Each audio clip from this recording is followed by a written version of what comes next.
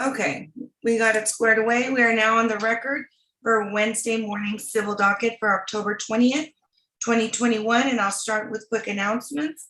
Again, signify your quick announcement by using the raise your hand reaction button. I'll start with Attorney Bobby Garcia. Yes, ma'am. Your Honor, I've got two cases, and first it's number 49 on the docket, Bobby Garcia for the plaintiff. This is a case, Allstate is actually on the other side. Attorney has quit and they're trying to replace him. It was a status hearing. We actually had it set for mediation with Daniel Hernandez, but we postponed it. And I just asked for another 60 days for us to be able to, for Allstate to reassign another lawyer and for us to mediate the case, Your Honor. And good morning, Your Honor. Michael Guetta here for the defendant in this case. I'm covering this hearing, and I agree with everything Mr. Garcia said. All right, let me call the case CL 186758-I, Ramiro Salinas Perez versus Jacqueline Montezuma et al. Okay, so then you all will reschedule the mediation within the next 60 days? Yes, ma'am. That is our hope. No, not that it's your hope. It'll happen. It'll happen, Your Honor. All Yes, right. Your Honor. Let me reset you all for December the 15th at 9:30. It's not quite 60 days, but maybe you can get something between now and then. Yes, ma'am. The second case that I've got, Your Honor, is number 38 on the docket. And Larry Moreno is going to end up substituting in for me. And I just asked that we're supposed to give a status, today, that we just be given, some time for him to be able to step in and take over. Judge Larry Moreno, I am here, and I agree. CL 200506-I, Maria de la Garza et al. Versus Alberto Escobedo. Okay, Mr. Moreno, so you'll be filing your motion for substitution of counsel? I have filed it on the 18th, Judge, 2 days ago. Okay, and did you file an order granting? No, I'm circulating proposed agreed order. Okay, file your order. I'm sorry, Your Honor. Efrain Carrera, Your Honor, if this is cause number CL-20-0506-I, Maria E. de la Garza versus Escobedo. Your Honor, I've been asked last minute, forgive me, I do not have the docket number because I'm substituting for Mr. Sanchez, who had a power outage in his area because they're doing street construction. And I believe that he was substituting for Hilda Garza.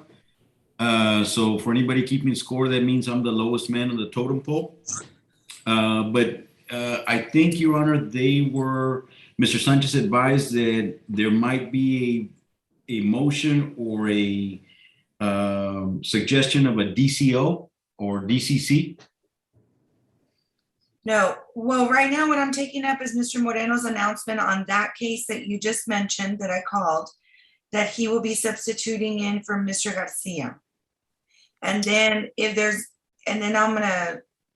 and what I was saying was that he's going to circulate that order granting the substitution of counsel for everyone to sign off on. Then I'll sign off on it unless anyone that is an attorney of record objects to this substitution.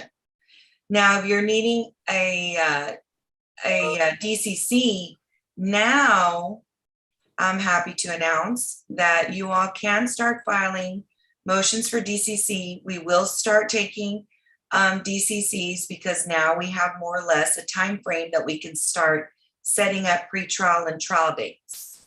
So if you're going to ask for a docket control conference, that's fine. But if there's a previous DCO that was already signed, that'll be moot.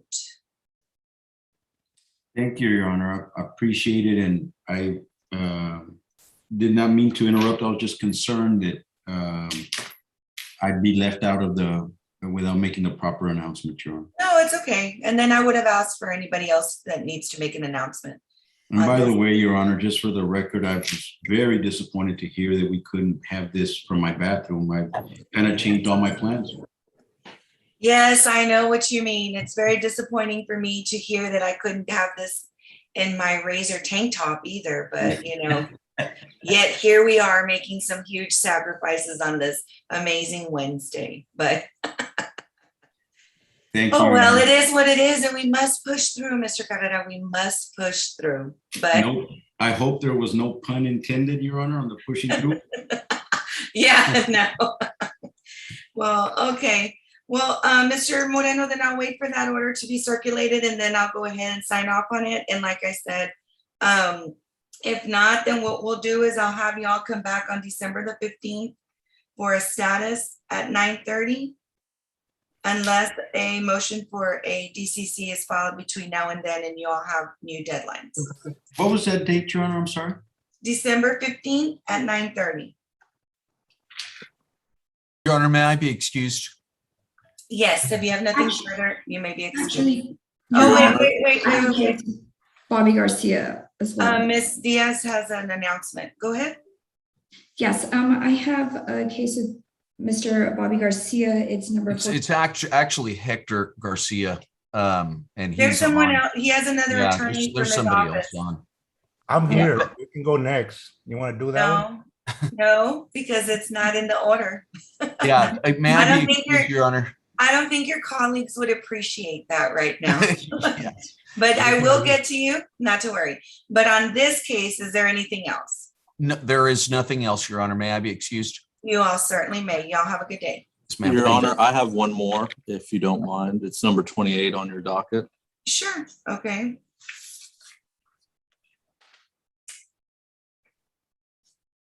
CL 20-3322-I, Jose Humberto Ramos Rivera et al. Versus Andres Sainz et al. Go ahead.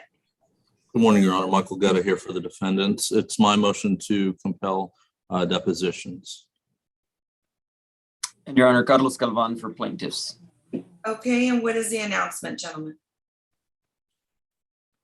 Mr. Have you Galvan already- has had some issues reaching his clients. Okay.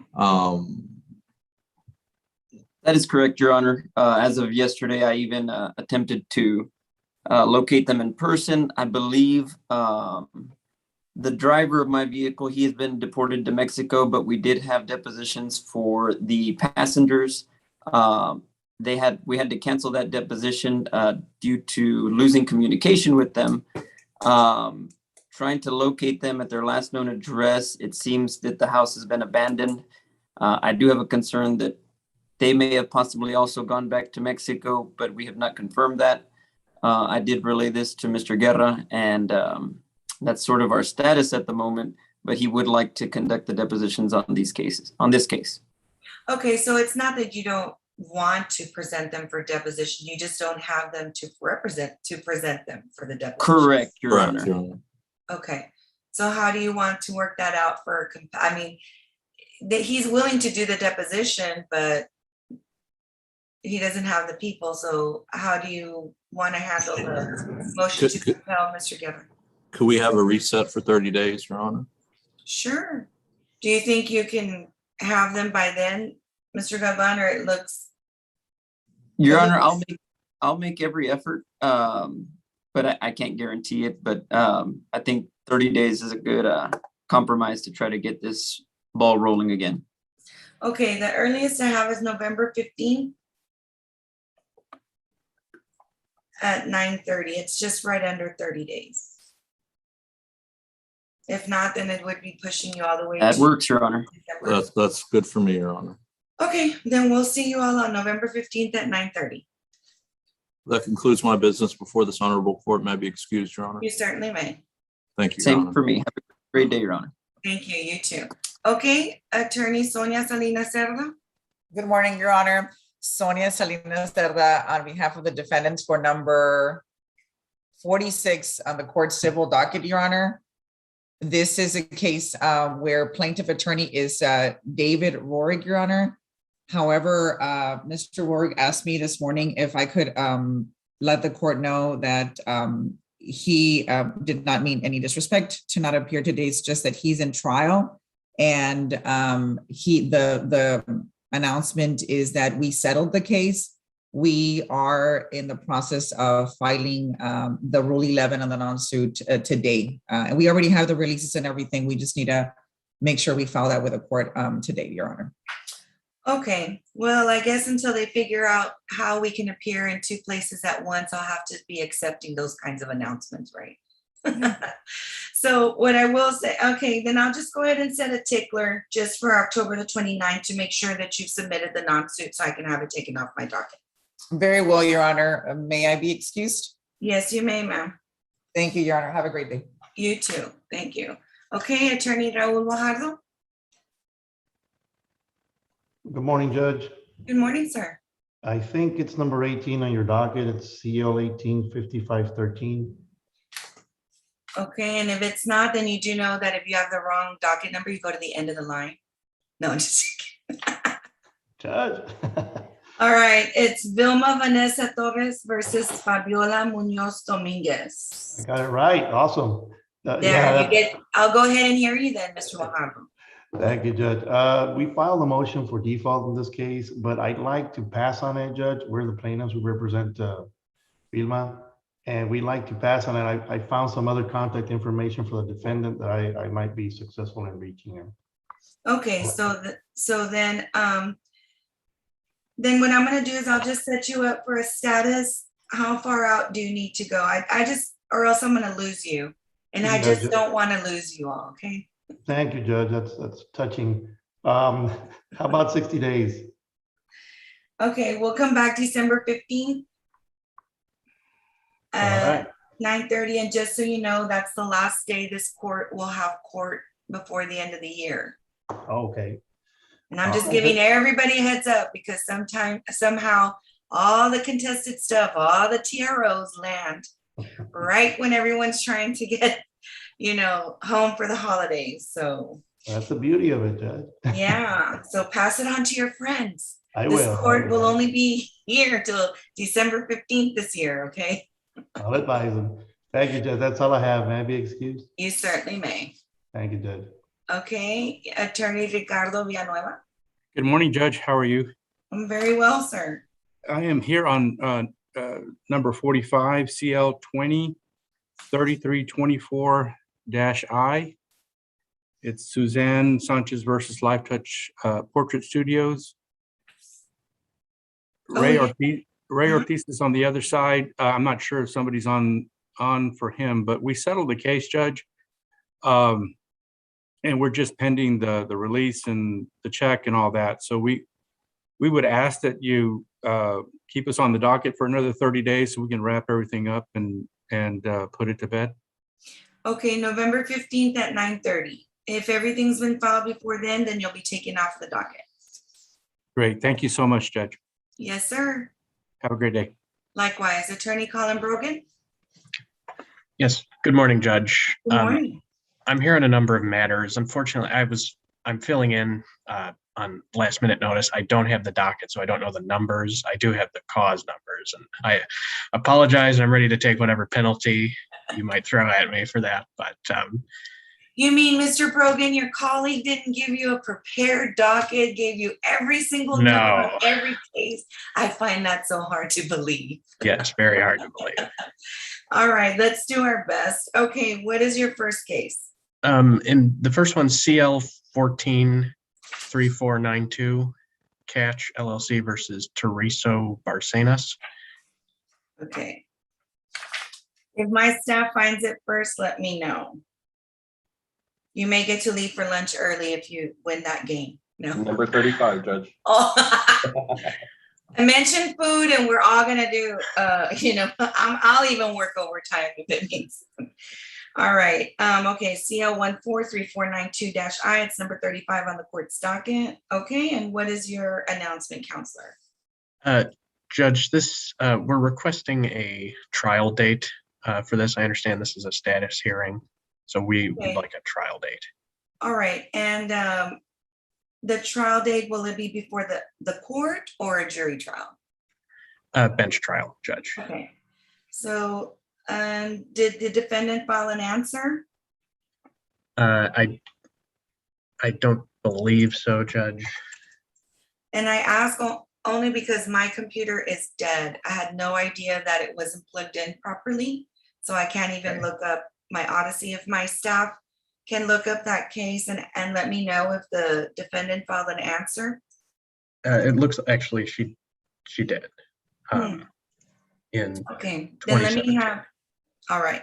Then let me have, Mr. Damian, can you call out the defendant's name 3 times? Yes, ma'am. Tereso Barcenas. Tereso Barcenas. Tereso Barcenas. Okay, so Ms. Rivera, can you give us a date for a bench trial? Yes, ma'am. It'll be November the 17th, Your Honor, at 11 a.m. That works for me. Okay, and what is your next case? My next one is CL-19-0744. Okay, and that's number 36 on the court's docket, Discover Bank versus Deborah Cano. Yes, I'm appearing on behalf of plaintiff on this one as well. We're asking that this be retained due to settlement. Judge, we don't have the agreed judgment yet. We're going to, redouble our efforts to get that from Ms. Cano. Okay, and so do you know how long you're requesting for We that? usually ask for 60 days, Judge, if that's possible. Okay, I'll go ahead and hold the status over to see if the settlement documents have been submitted to December 15th at 9:30. Got it. Thank you. Judge, I have 2 more matters. One is a default judgment entry and the other is a motion for summary judgment entry. I don't know if you want to wait on those or whether you can take those up now. I don't know if they're quick. Okay, just be on standby. Those are a little bit longer, and I Okay. think in looking at the docket, they will have quicker announcements. Those columns behind you. Great. Okay? Thank you All very right, much, so Judge. be on standby. Okay, Attorney Diana Fuentes Aguilar. Good morning, Your Honor. My case is number 44. Okay, Your Honor, and the respondent is pro se. I'm assuming he's online. I did send him the link. all right, F3716-21-9 in the matter of the marriage of Elizabeth Hernandez and Marcos Martin Hernandez Garcia. Good morning, Your Honor. Diana Fuentes Aguilar for Elizabeth Hernandez. Okay, Mr. Damian, can you please call out the respondent's name? Judge, and I do think I see him on the screen under Marcos Yes, ma'am. Hernandez. I see him as well. Mr. Marcos Hernandez, can you announce yourself, sir? Marcos Hernandez, right? Oh, okay. Present. And what is the announcement, ma'am? Your Honor, this is an agreed divorce and I can proffer the agreement and then just confirm with the parties it's their agreement. Okay, now is your client present? She should be, Your Honor. She told me earlier she was in the waiting room. Yes, Your Honor, I'm here. Okay, so both parties do understand English, so I'll go ahead. Can you both please raise your right hands? Do you swear that the testimony that you are about to give is the truth, the whole truth, and nothing but the truth, so help you God? Ms. Hernandez Yes. and Mr. Hernandez? Yes. All right, then go ahead, Ms. Fuentes Aguilar, put the agreement on the record, and then we'll just Yes. ask, you can just ask them if that's their agreement. Yes, Your Honor. And I'd ask the court to take judicial notice of all the documents and files, including the petition allegations that they've lived in the state of Texas for at least 6 months in the county without for at least 90 days. That's so taken. Judge, in this divorce, there are no children. As far as the property division, there is a home which Mr. Hernandez is going to keep. It's located at 1402 San Francisco Avenue in Edinburgh. There is a 2 payments owed on the house, Your Honor. The first one is BBVA, which was used to finance the down payment on an owner financed home. The second payment due is to the person who's selling the home under an owner finance contract. Mr. Hernandez will pay both those notes. He'll pay them by paying Ms. Hernandez, who will then in turn pay the notes on his behalf. If he ever is more than 30 days late on either note, the property is going to be sold and the proceeds divided 50-50. We've also agreed, Your Honor, that after he pays off the owner finance portion of the note, he's going to pay Ms. Hernandez $7,000 for her share of the equity in the house at a rate of $500 a month. That will not be due until the owner finance portion is paid in full. As far as the house, Your Honor, that's the agreement. On the vehicle, Ms. Hernandez is going to keep her Ford Escape and be responsible for all payments and taxes and insurance on that. Mr. Hernandez will be keeping the Jeep Patriot and also responsible for the payments, the insurance, and the taxes on that. And Your Honor, that vehicle is financed by my client. She has agreed he does not have to refinance. However, if he is ever more than 30 days late on that payment, she will have the right to have the vehicle picked up and turned in to the bank or to take it back herself. We've agreed that my client is able to take off all the utilities in her name, and Mr. Hernandez will have to get those utilities in his name. We've agreed that Mr. Hernandez within 30 days will pay her $180. That's the cost of his cell phone. And the decree will have an order that she can now remove his name from their cell phone account. We've agreed that he will pay all taxes on the property that may become due. And Your Honor, I believe that is it. Ms. Hernandez, you heard the agreement I put on the record? Yes, ma'am. Yes. Okay, and is that what y'all have agreed to? Yes. And Ms. Hernandez, did you want a name change? Yes. And what do you want your name to be? Elizabeth Bocanegra. Okay. And you're asking the court for a divorce, correct? Yes. Your Honor, I have nothing further. Okay, then the court will take judicial notice of all the documents in the court's file. And Ms. Hernandez, this is just a question that we have to ask by statute, but are you currently expecting any children, right, or a child right now from this marriage? No, Your Honor. Okay. And so, and also your marriage has become insupportable because of discord or conflict between yourself and Mr. Hernandez. In other words, you're asking for a divorce today because you're not getting along? Yes, Your Honor. Okay. The court will accept the agreement as testified to into the record. It'll be set forth in further detail in an agreed final decree of divorce that will require both of you to sign off on it and Ms. Fuentes Aguilar. How much time do y'all need to submit that decree? A couple of weeks, Your Honor. Okay. I'll go ahead and set a tickler for November the 5th.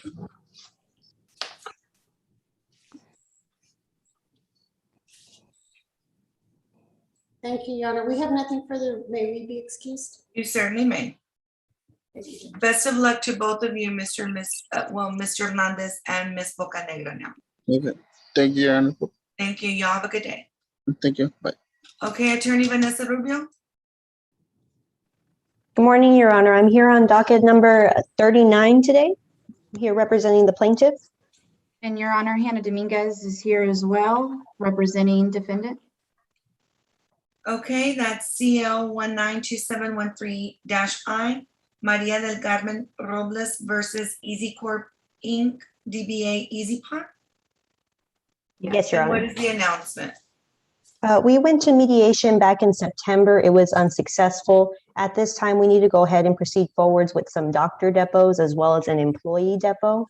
After that, I believe we'll be ready for trial. We would be filing a DCC at that time. Okay, Ms. Dominguez, anything to add? No, Your Honor.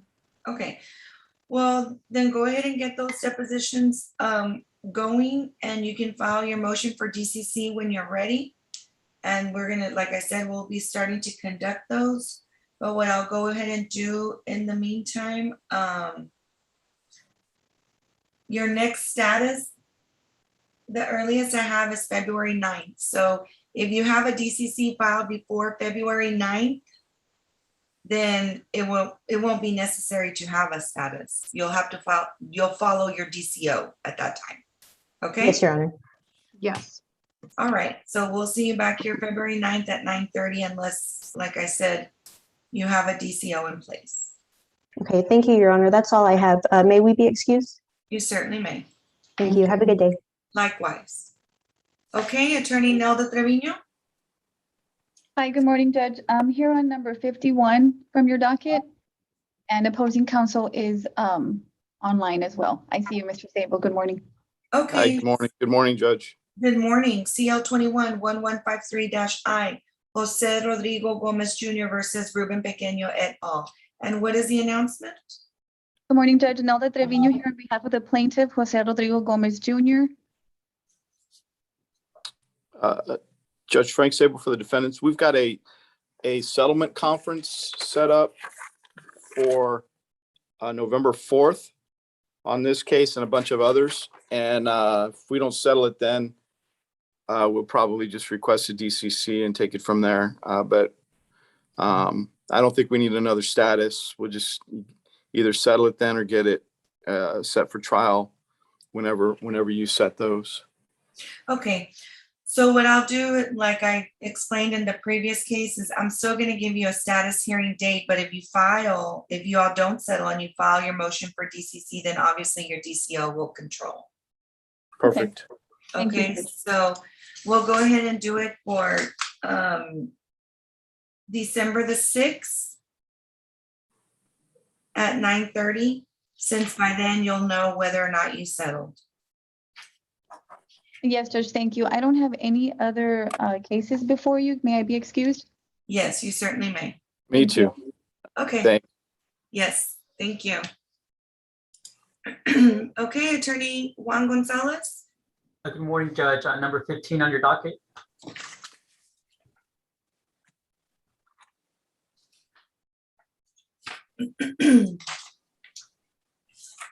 CL 21-1052-I, Brandy Villa versus Geico. And who is your opposing counsel? The defendant is pro se, Bianca Bree Salinas. We already settled with Geico, so the only defendant left is Bianca Salinas. Okay, and did Bianca Salinas get notice of today's hearing? I'm here, Judge. Hi. Okay, all right.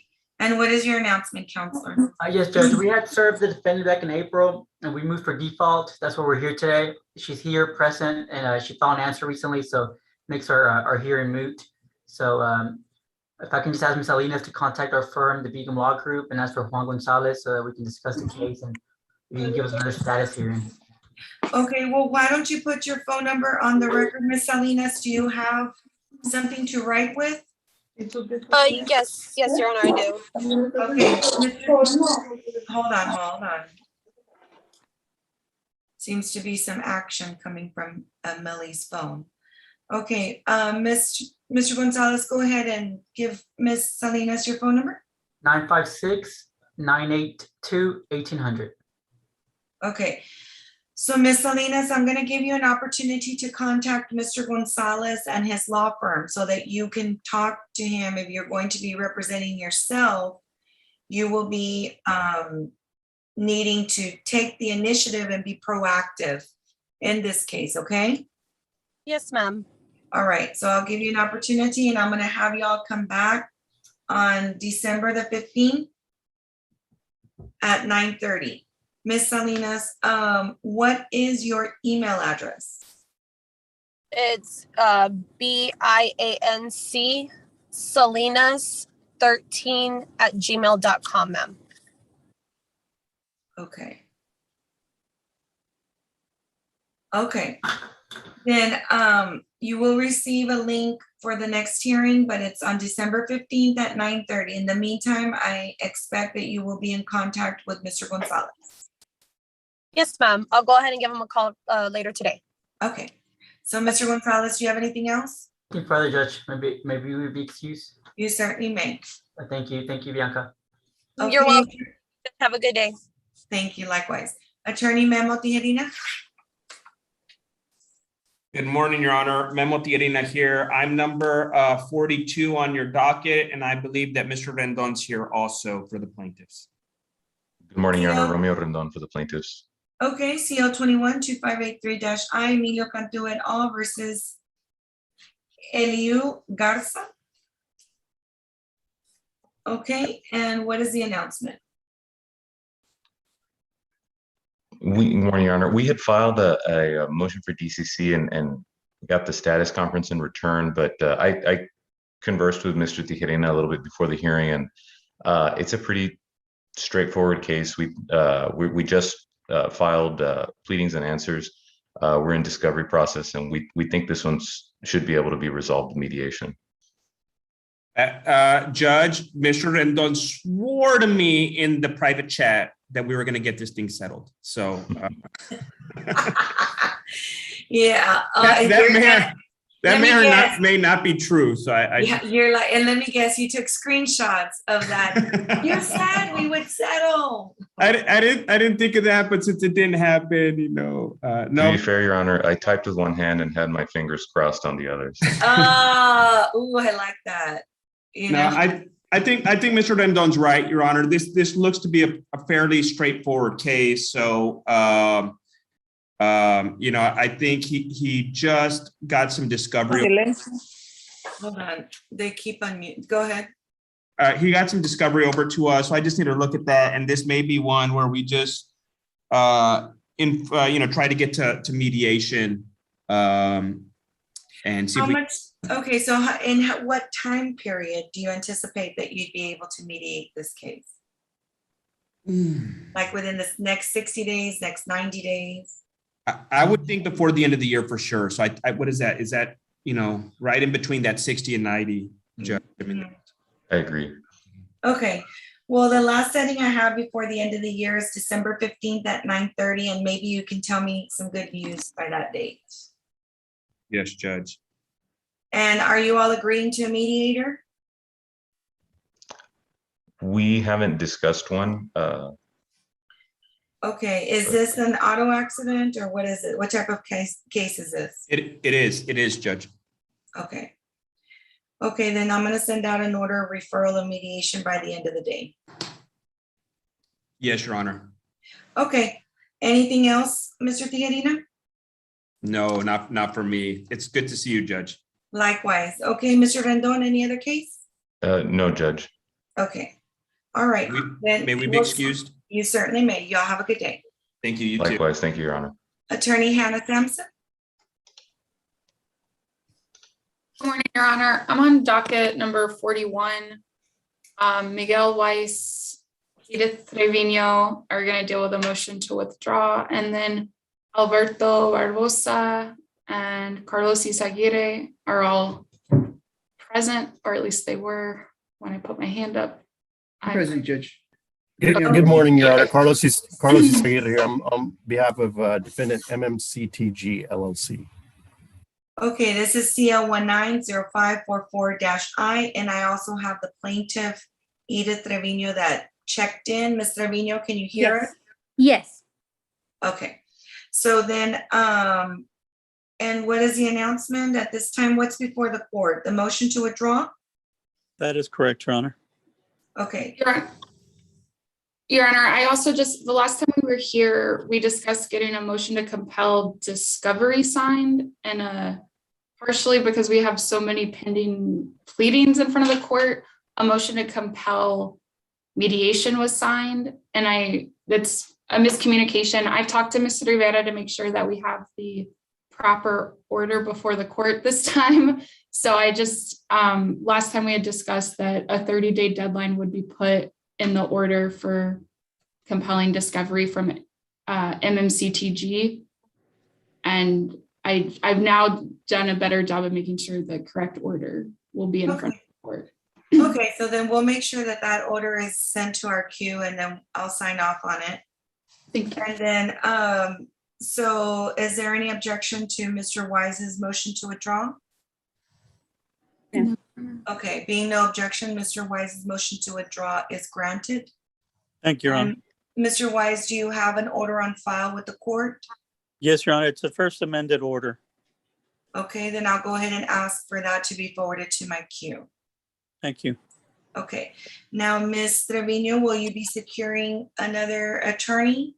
Yes, at this time, that's what I'm doing. I'm looking for another attorney. I was not aware, Mr.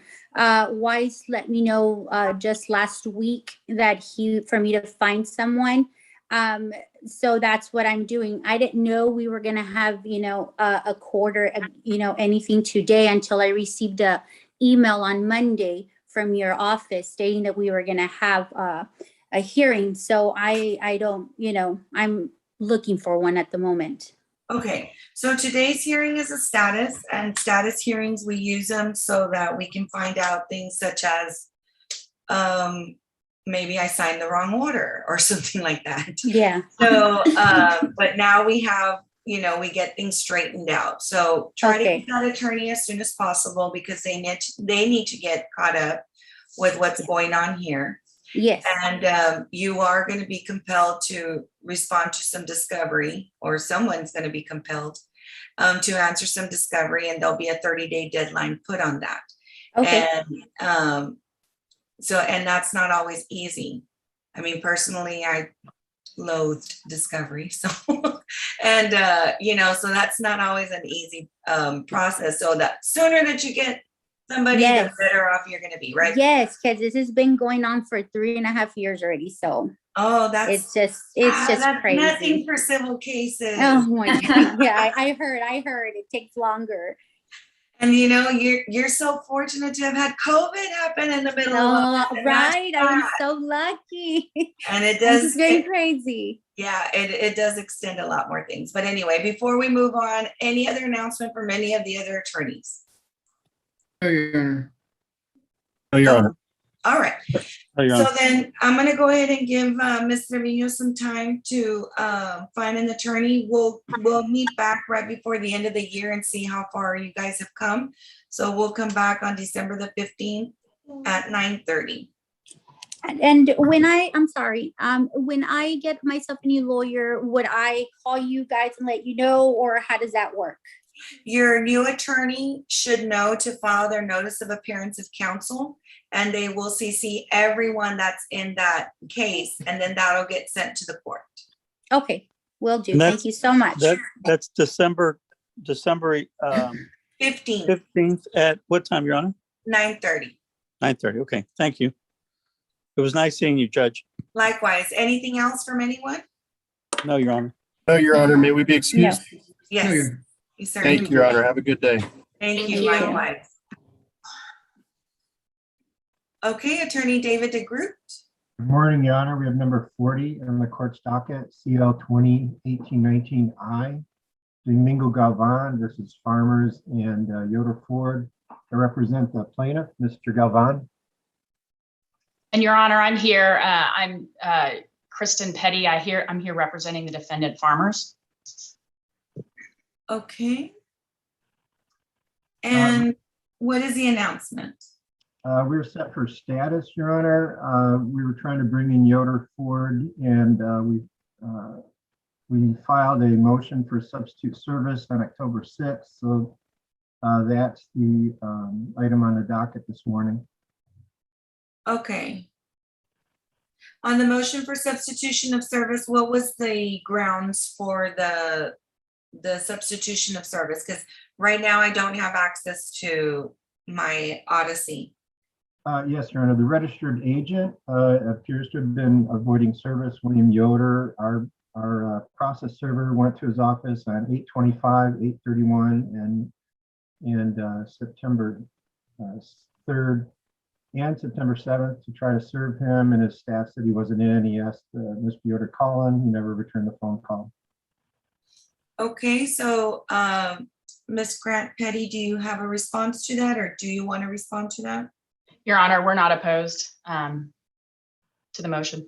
Okay, then I'll go ahead and grant your motion for substitution of service. And do you have an order on file? Yes, there is, Your Honor. Okay, then I'll ask my staff to request that order so that it can be forwarded to my queue for signature. All right, I think that's all we have, Your Honor. May we be excused? You certainly may. Y'all have a good day. Thank you, Your Honor. Thank you.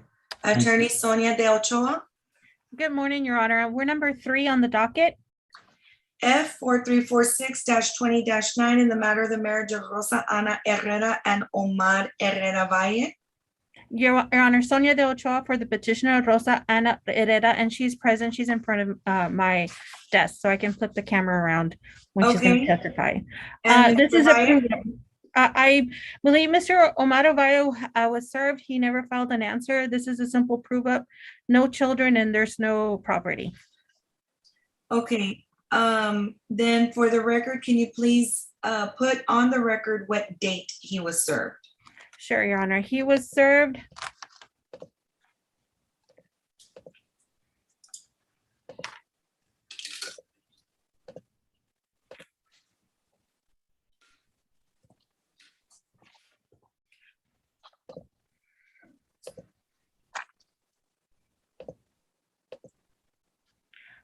August the 11th, 2021. Okay, And it was by through the substitution of service. okay. And no answers. That's when it was, sorry, Your Honor, that's when it was returned. And it says served August 10, 2021. Okay. And it was, okay, so then the answer deadline has passed. Yes, Your Honor. And my staff is telling me that the link was sent out to an email, last email that you all had for him. So he may have gotten served notice of today's hearing, but let me go ahead and have his name called out 3 times. Mr. Damian? Yes, ma'am. Omar Herrera Valle. Omar Valle. Omar Valle. Okay, the respondent's name being called out 3 times and no response.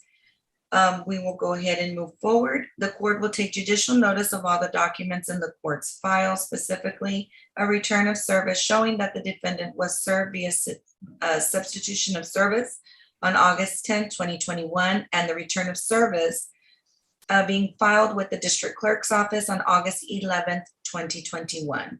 And Ms. Herrera, can you please raise your right hand?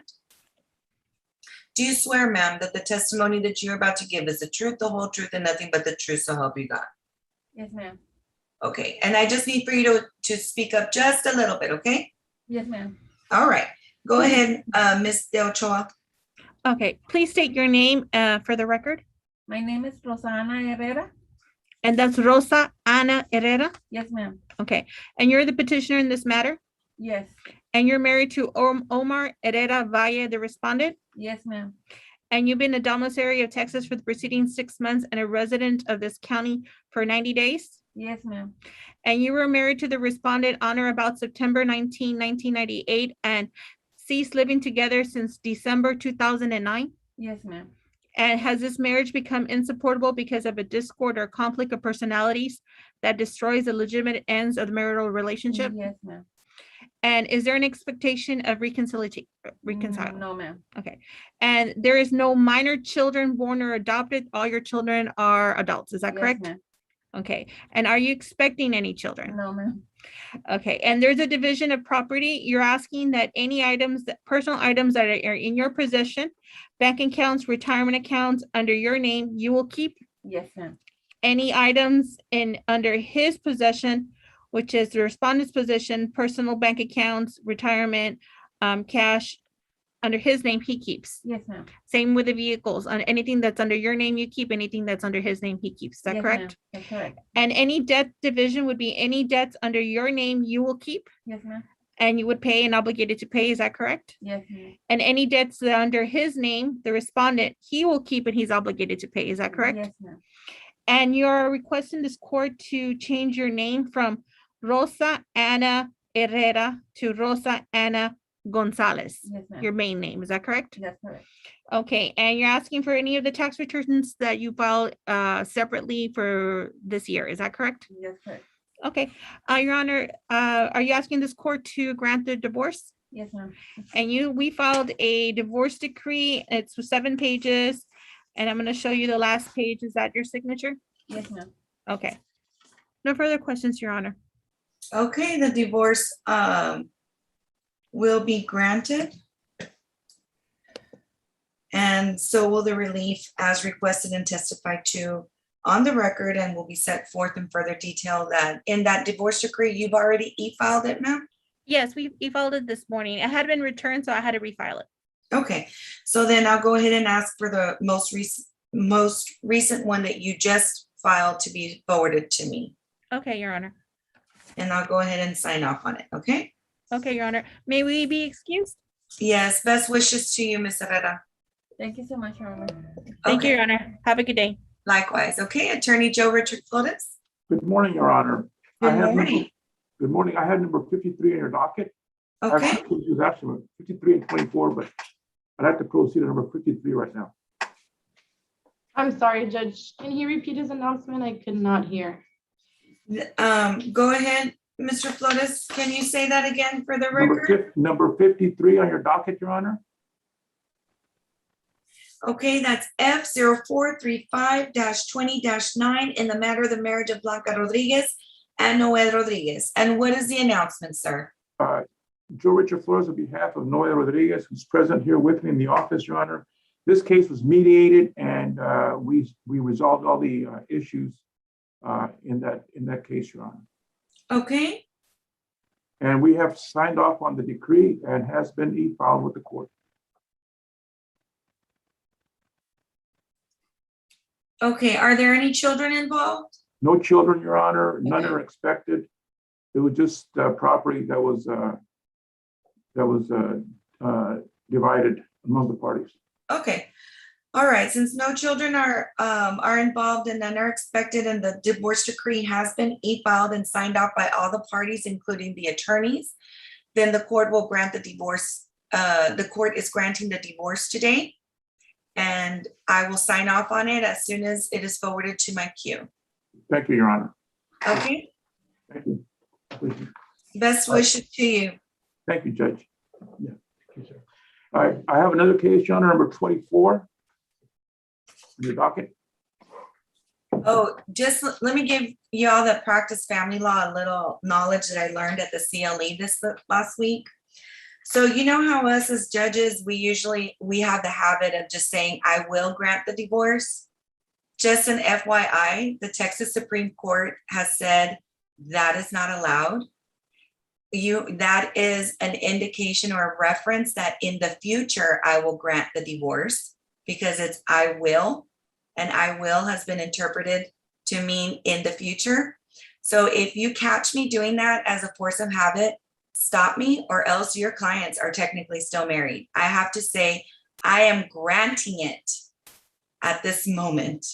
So see, that's why it pays to pay attention at these CLEs. So that's just a some free advice to all of y'all that practice family law. You can't even imagine the shock on our faces when we all looked at each other like, I mean, that's just a habit that we say, I will grant the divorce. Well, no, I guess if you sit down and you think about it, I will is a future tense. So you have to say, I am granting the divorce. Okay, so since I gave all that, I already forgot. What docket number did you say? Number 24, Your Honor. Okay, But thanks a lot for the free CLE, Judge. there you go. Saved y'all $600. So, okay, F3814-21-9 in the interest of a minor child. Go ahead. Yes, Your Honor. This is a motion for substituted service. Ms. Garcia is online. It's under Araceli Cardona, Your Honor.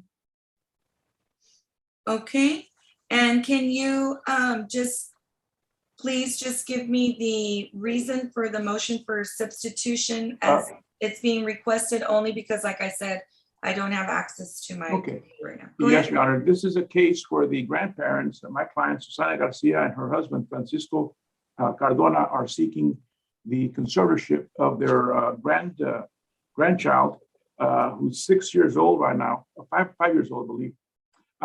The mother is currently in jail, and she's been in and out of jail, I don't know, for numerous times, based on. Oh, no.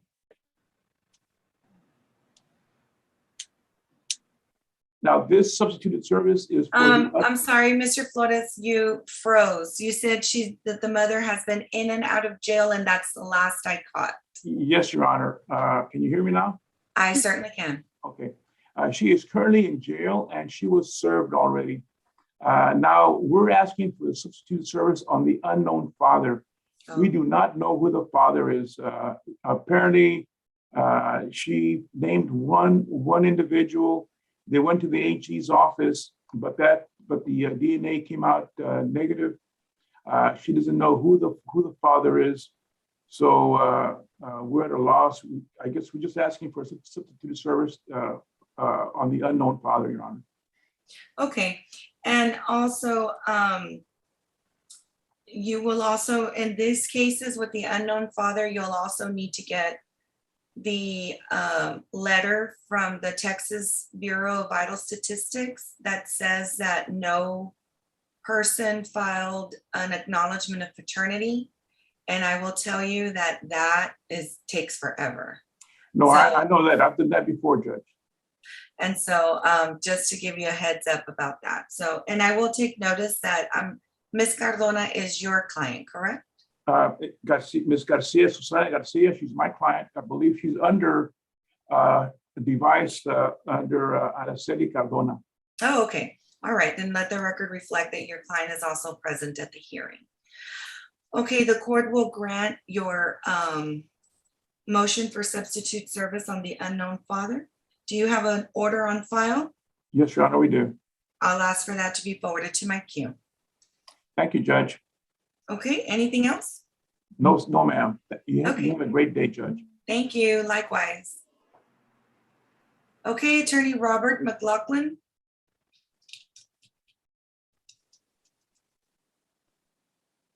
Mr. McLaughlin? Yes, Your Honor. I was just trying to get the thing unmuted. I have 3 cases, Your Honor, for default judgments. The first one is number 14 on your docket. That's CO 193806-I, One Main Financial Group et al. Versus Miguel Esparza. Yes, Your Honor. Okay, and this is a default judgment? Yes, Your Honor. Okay, so let me just have my staff verify that Mr. Esparza did not file an answer on this.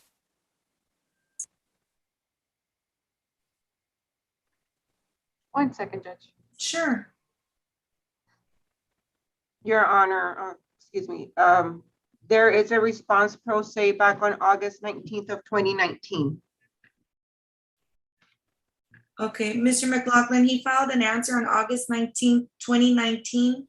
I actually have this set for a summary judgment. Yes, Judge, that's what the order setting hearing reflects, a motion for summary judgment. That's my error, Your Honor. Okay, so are you ready to proceed on the summary judgment? Yes, Your Honor. Okay, go ahead. In this case, we believe that the defendant had opened up a credit account with One Main Financial. Is opened in September of 2016. He subsequently ceased making payments, and the account was closed and charged off in September of 2018 with a balance due of $1,533.24. We're seeking that amount in damages plus costs to the court, and would ask the court to take notice of the non-military declaration, the certificate of last known address and business records, and issue judgment for the plaintiff. Okay, and what's the amount on the judgment?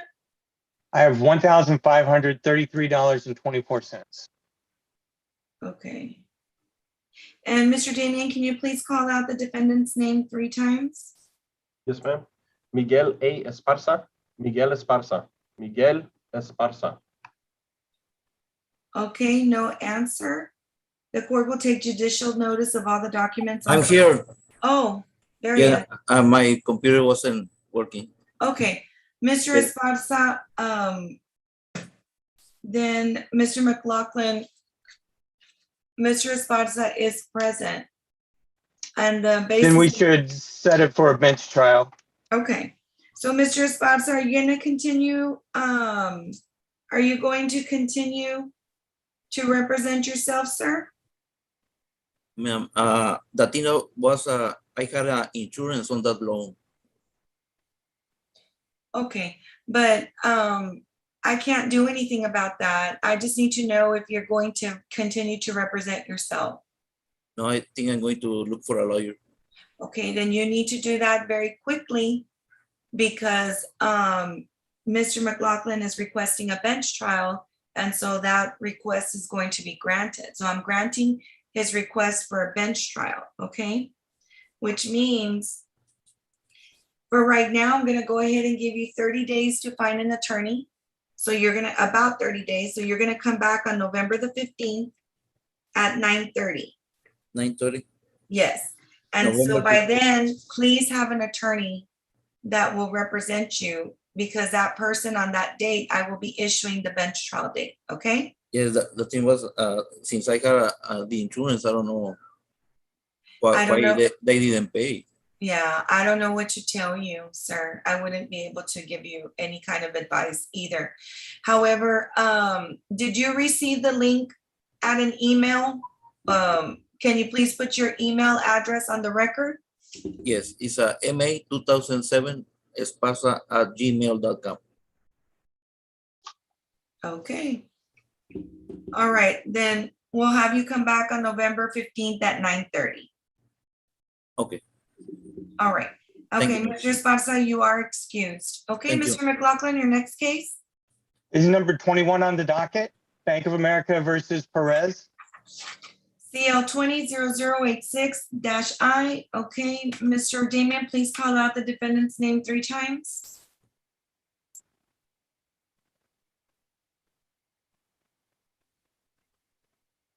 Mr. Damian? I apologize, Judge. This was number 20 on the docket. 21. 21. Agapito C. Perez. Agapito Perez. Agapito Perez. Okay, there's no response. Go ahead. In this case, Your Honor, we believe that the defendant had opened up a credit account in June of 2016 with Bank of America, subsequently ceased payments and it was closed and charged off in October of 2018. We're asking the court to take, with a balance due of $3,076.36, we're asking the court to take notice and admit the business records affidavit, non-military declaration, and certificate of last known address and issue judgment for the plaintiff. Okay.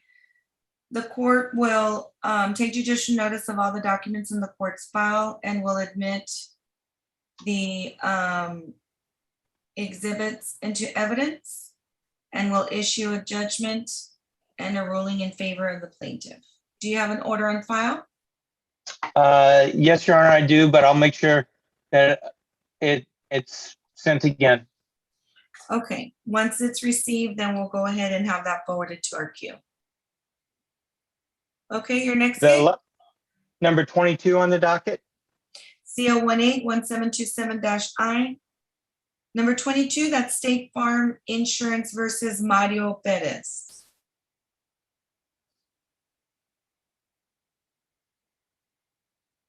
Is that the correct case number? Yes, Your Honor, it is.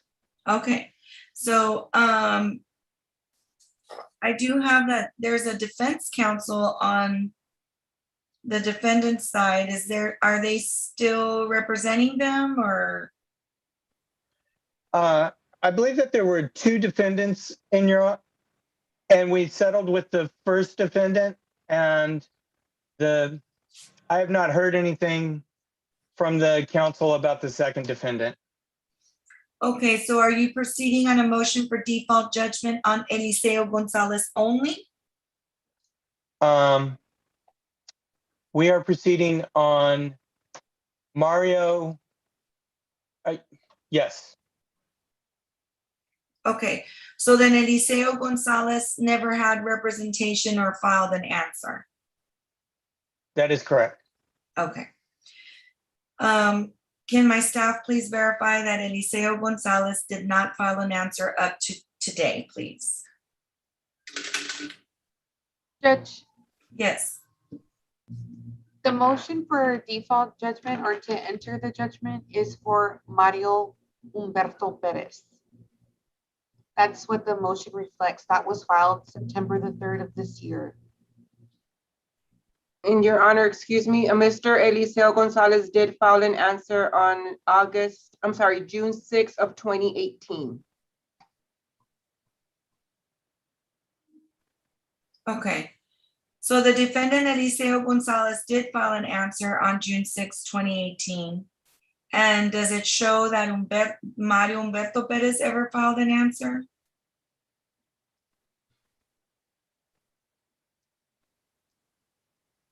Give me 1 second. Okay, not that I see, your honor. No, Judge, and I do have on Eliseo Gonzalez, there was a notice of non-suit with prejudice, but the order was never filed. Therefore, this case still reflects that it was open just for both cases. But as far as Mr. Mario Perez, he did not file an answer. Okay, so then your motion that's on file, Mr. McLaughlin, is reflecting that it's a default judgment to be taken against the defendant Mario Humberto Perez. Now, in order for us to non-suit, to grant the non-suit on Eliseo Gonzalez, somebody needs to file a notice of non-suit with the order granting. Judge, so if I may, there is one as far as Judge Valdez did sign one on 10/9 of 2018 as far as to Eliseo Gonzalez. So the non-suit was signed? Correct. As to Eliseo Gonzalez. And they're still showing the track is open? Yes, okay. Judge, I'm going to get with the clerks. This is a case that needs to be cleaned up. I'm not sure why it's not reflecting on our end, but Ms. Castañeda is correct. There was in fact an order. It's just not labeled correctly, Judge. Okay. All right. So then then you're going to proceed on your motion for default judgment against Mario Humberto Perez as is filed. Is that correct, Mr. McLaughlin?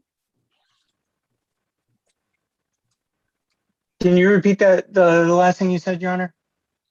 Yes. So are you then are you proceeding on the motion for default judgment against the defendant Mario Humberto Perez? Yes. Okay. All right, then go ahead and proceed. There is no answer on file for that defendant. So you can proceed on your default judgment. In this case, Your Honor, this arises from an auto accident on June 15th of 2016. We would ask the court to take notice of the business records associated with default judgment, as well as the certificate of last known address and non-military declaration judgment for the plaintiff, the amount of $29,385.33. Okay, the court will take judicial notice of all the documents in the court's file and will admit those exhibits into evidence and will grant the relief as requested by the plaintiff. Thank you, Your Honor. May I? Just make sure that the order is filed with the correct judgment amounts. I will, Your Honor. Thank you. Anything else? No, Your Honor. Okay, thank you. Okay, Attorney Cassandra Diaz. Hi, Your Honor. I'm here for number 48 for the defendant. CO 181492-I Ninfa Ramirez versus McAllen Hospitals. Yes. Good morning, Your Honor. Hector Garcia for the plaintiffs. So Ms. Diaz, you're representing McAllen Hospital? Yes, ma'am. Okay, and you're with the firm with Steven Gonzalez? Yes. Okay. Okay, and what is the announcement? It's just a status conference, Your Honor.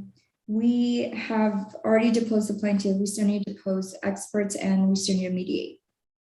Okay, so I had given a pretty lengthy opportunity from May until now to see how far you all could get. Did you all conduct the discovery that was supposed to have been conducted during this time period? Are we ready to get this to mediation, or what are we lacking? Because I usually don't give that long of a time, but it was requested because they were going to be working up the case. So I want to know if this case was worked up in the time period. I believe between that time we did designate experts. So we want to go ahead and depose about 1 or 2 of non-retained experts, and then we're ready. Okay, so then in what time period can I anticipate that you all will be ready to mediate? Your Honor, we also would like to depose the company rep. So that'll be at least 2 depots. We could probably set them for the same day and or move to mediation, or do the depots and then mediation, which I don't have a problem. So whatever date the court wants to give us, we can work out those depot dates and or mediations dates. Okay, so then would you all be ready to mediate by the end of the year, or is that very ambitious of me? I was thinking more to finish our depositions between like 45 to 60 days and then mediate within 90. Okay, then go ahead and come back on February the 9th at 9:30. And I expect that y'all will finish your discovery and then mediation will occur, and you'll be receiving an order referral of mediation by the end of the day. Okay, thank you, Your Honor. Yes. That's all I have. May I be excused? Okay, that's all you have? Yes, ma'am. All right, you may be excused. Mr. Garcia, do you have anything else? Just one thing, Your Honor. I Sure. just want to tell Cassandra to call the office and ask for ADRA for the depot dates and mediation. And that's all I have, Your Honor, and you stay safe and everybody take care. Thank you. Y'all too. Take care. Bye-bye. Attorney Tessa Bromley.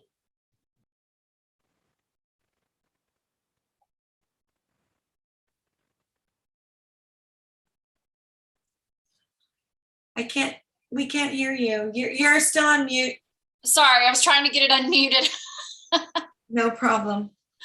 We're set for summary judgment on this one this morning, Your Honor, and I don't believe I saw the defendant in the queue. Okay, so which number? I'm sorry, number 27. CL 222329-I, Correct. Hajoka Corporation versus Ernesto Garza. Okay. We were having issues with trying to get notice to the defendant. Do you know if you all gave him notice for today's hearing? I believe notice was sent to the same address that we had for the filing of the actual summary judgment, which was the 3900 Falcon Avenue in McAllen. Okay. But I don't know that we have confirmation that it was actually received or acknowledged. Well, if it's not showing that it was returned to you, it should have reached him. We sent the actual copy on the motion for summary judgment by certified mail as well as regular. And he actually signed for the certified mail on the actual filing, but I'm not sure on the notice. I don't have the particulars on whether we got a green card back or if it was even sent certified mail on the notice. Okay, Mr. Damian, can you please call out the defendant's name 3 times? Yes, ma'am. Ernesto Garza, Ernesto Garza, Ernesto Garza. All right, no response. Go ahead. Thank you, Your Honor. This is a motion for summary judgment. It's pursuant to a breach of contract case. Mr. Garza actually engaged in a contract with the plaintiff for purchase of goods, a series of transactions, purchase of goods, and then subsequently defaulted on the purchase of the goods. I would ask the court to take judicial notice of all the pleadings and exhibits on file.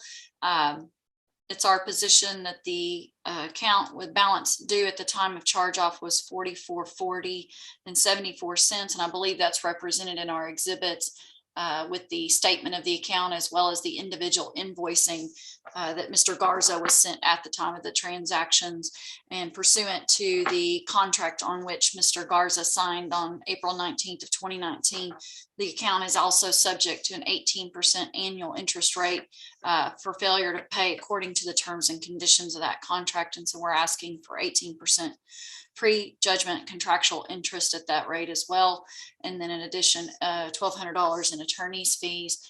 And I believe there was an affidavit attached regarding the attorney's fees. Okay, the court will take judicial notice of all the documents in the court's file and will admit those as exhibits, as well as and take notice of the affidavit of the attorney's fees. And the court will grant the relief as requested by the plaintiff. And is there a order on file? I believe one was filed with the motion. If not, just let me know and I'll have our office tender it to the court for signature. Okay, then we'll go ahead and look for that order and have it forwarded to our queue. Okay, thank you, Your Honor. May I be excused? You certainly may. Thank you. Thank you. Attorney Edna Cedillo. Hi, Judge. Good morning. I have number 33 on the court's docket. F 2643-19-9 in the matter of the marriage of Julian Rodriguez and Abigail Rodriguez. That's correct, Your Honor. I believe my opposing counsel, Mr. Martinez, had counsel from his office on. There she is. Yes, good morning, Ms. Cedillo. Good morning, Your Honor. Victoria Cruz, Associate Attorney for Raymond Martinez. We have an agreement, and I believe Ms. Cedillo is going to read it into the record. Her client is present. That's correct, Your Honor. My client is a Spanish speaker, Judge, so I would ask for interpretation if possible, Judge. Okay, Ms. Castaneda, can you please call out the name Abigail Rodriguez and for her to announce herself? Abigail Rodriguez, por favor, se anuncia. Estoy aquí, Abigail Rodriguez. I'm here, Abigail Rodriguez. Okay, so Ms. Cedillo, I'm just gonna ask you that when you put this on the record, just make sure to go slow so that it can in sections so that Ms. Castaneda can translate it to your client. So Ms. Castaneda, please ask her to raise her right hand. Ms. Rodriguez, por favor, levanta su mano derecha. Do you swear that the testimony that you're about to give is the truth, the whole truth, and nothing but the truth, so help you God? Jura que el testimonio que está a punto de dar es la verdad, toda la verdad y nada más que la verdad. Sí, lo juro. Yes, I swear. Okay, Ms. Cedillo, you may proceed. Ms. Abigail, please state your full name for the record. Por favor, diga su nombre completo para las órdenes de la corte. Abigail Rodriguez. Abigail Rodriguez. And are you the same Abigail Rodriguez that filed a counter petition for divorce against Julian Rodriguez? Y es usted la misma persona, Abigail Rodriguez, que metió una contrapetición contra el señor Julián Rodríguez. Sí. Yes. And this case involves 3 minor children, is that correct? Y este caso tiene 3 niños menores de edad, ¿correcto? Sí, correcto. Yes, correct. And you're asking to be named primary of these children with Mr. Rodriguez having standard visitation. Y usted está pidiendo a la corte que usted sea que usted tenga la primera custodia de los niños con el señor Julián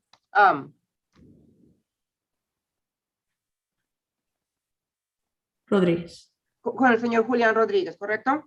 Sí. Yes. And you understand that child support and medical support will remain as previously ordered in the temporary orders, is that correct? Y usted entiende que la manutención y el médico va a continuar con las previas órdenes, ¿correcto? Sí. Yes. And the agreement with regards to the property is that there is 2 properties, one which you will keep, the other which Mr. Rodriguez will keep. Y el acuerdo con respecto a las propiedades, aunque son 2 propiedades, una usted se va a quedar con ella y la otra el señor Rodríguez se va a quedar con ella. ¿Correcto? Así es. Correcto. Yes, correct. Now, it's your understanding that the properties that Mr. Rodriguez is in agreement to give to you are currently under his parents' name, but those properties will be executed and transferred to your name as they were part of the community estate, correct? Y y usted entiende que las propiedades que usted se va a quedar están a nombre de los papás del señor Rodríguez, pero se van a pasar a usted, ¿correcto? Correcto. Correct. And additionally, once that transfer is made, the trailer that is being awarded to you will also be transferred to that property, correct? Y también la trailer que se va a transferir, también se va a hacer transferida para usted, ¿correcto? Correcto. Correct. There will be a payment made to you of $3,500. Le van a dar un pago de $3,500. Okay. And that will be from Mr. Rodriguez to you, correct? Ese va a venir de Mr. Rodríguez para usted, ¿correcto? Correcto. Correct. And each will keep the vehicles that you have in your possession. Y cada quien se va a quedar con los vehículos que tengan en su posesión, ¿correcto? Correcto. Correct. And Ms. Rodriguez, are you asking for a name change? Ms. Rodríguez, ¿está pidiéndole usted a la corte cambiarse de apellido? No. No.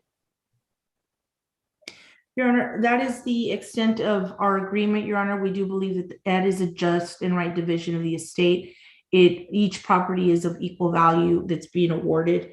And so we would ask the court to grant the divorce. I did fail to ask her a few more questions, jurisdictional questions, Judge. Can I continue? Ms. Rodriguez, have you resided in the state of Texas and in the county of Hidalgo for at least 90 days? Ms. Rodríguez, ¿ha vivido usted en el condado de Texas, en el condado de Hidalgo y el estado de Texas por los últimos 90 días? Sí. Yes. And in the state of Texas for at least 6 months? Y en el estado de Texas por los últimos 6 meses? Sí. Yes. And the 3 children that are part of this divorce, are they the only 3 children that you currently have? ¿Y los 3 niños que están en este divorcio son los únicos niños que tienen? Sí. Yes. You're not currently expecting any other children? En este tiempo no está usted esperando más niños? No. No. Your Honor, we would ask that the court grant the divorce, so as would be included in more detail in a final decree, Judge. Okay, the court will take judicial notice of all the documents in, well, let me rephrase that. See the habit. The court is taking judicial notice of all the documents in the court's file. And that will be set forth in further detail in a agreed final decree of divorce to be signed by the parties and the attorneys. And the court is granting the divorce today. And we wish you the best of luck to both parties. Ms. Castaneda, if you can please let her know that I do wish her the best and hope everything works out for both the parties and the children. Ms. Rodríguez, la corte le desea lo mejor para usted y los niños. Gracias. Muchas gracias. Thank you, Judge. Judge, may I interrupt before Ms. Cedillo logs off? I'm sorry. Okay. I have a case on which Ms. Cedillo was appointed attorney ad litem, but I'm not sure if she's had her say with regard to her duties. Last hearing, which she had put all her findings on the record. I don't know if she'll be needed for my hearing. I just wanted to let the court know before she logged off. Oh, okay. So you're here on number 7, right? Yes, ma'am. I think he's trying to cut in line is what he's trying to do. Well, before he does that, Ms. Cedillo, who's going to draft? Do we know? Did we decide who was going to draft the decree? The petitioners. So that would be you guys. Okay. I was going to say it's decided by the petitioner does it. Okay. Yeah. Thank you very much, Your Honor. Unless you catch the respondent's attorney in a very good mood, which No, I wasn't. No. Mr. Martinez had already tried to sneak that one by me, Judge, and Well, here in Bear, we go back and forth, but I know. No. maybe excuse Your Honor? Yeah. Yes, you may, and that decree will be submitted by, let me see. Today we're the You'll have till November 12th to submit that decree with all signatures. Final decree deadline. Thank you, Your Honor. Your Honor, and the only thing that I would ask, it would be that it be the decree and any transfers of property that would be necessary in order to effectuate that. And I'll talk to Mr. Martinez about that, Judge. Okay, I'll mention it to him. Okay, sounds good. All right, Ms. Caruso, you're in Bear County? Yes, Your Honor. Okay, well, yes, you're right. Things are done different everywhere. That is So, the rule of thumb, though. That's yeah, here it's just understood. I mean, there's nothing in writing. It's just that we understand. It's just a gentleman's agreement between all of us. it's So- not a problem, Your Honor. Thank you. Okay, all right, thank you very much. Your Honor, my client be excused, Judge? Yes, she may be excused, Ms. Castañeda. You can let her know that she's excused. Ms. Rodriguez, ya se puede retirar. Ok, gracias. Thank Thank you. Okay, Judge, Ms. I'm sorry, Cedillo, are you gonna be staying on for Mr. Sahadi's case? no, Your Honor, unless I need to be. I've already on the record said everything that was with regards to that case and had been I had been excused from the prior. Oh, that's right. Yes. And Yes, I so, just wanted to make sure. Thank you. yes, I do recall that. All right. Okay, so then, Ms. Cedillo, did you have anything else other than that? No, Your Honor, may I be excused? You certainly may. Thank you, Judge. Have a good day. Likewise. Okay, Attorney Flores? Yes, Your Honor, good morning. We're here on a default divorce and we're number 9 on the family docket. I'm sorry, number 4. Okay, F1861-21-9 in the matter of the marriage of Nereida Osuna and Leonel Hinojosa Jr. Do you have your client with you? Yes, she is present, Your Honor. Okay, Ms. Osuna, can you hear me? You need to unmute yourself. Yes, Your Honor. Okay, will you please raise your right hand? Do you swear that the testimony that you're about to give is the truth, the whole truth, and nothing but the truth, so help you God? Yes, Your Honor. Okay, you may proceed. Yes, Your Honor. I ask that the court take judicial notice of the pleadings in the court's file, Your Honor. The respondent was served by personal service on May 17, 2021. Oh, one And, moment, Ms. Flores, one moment. I believe your client, for some reason, is getting a lot of feedback. So you need to move somewhere where you're not getting that noise. I don't know if it's a fan or maybe try to go to another location. There, that already sounds better. No, it's back. I'm not sure.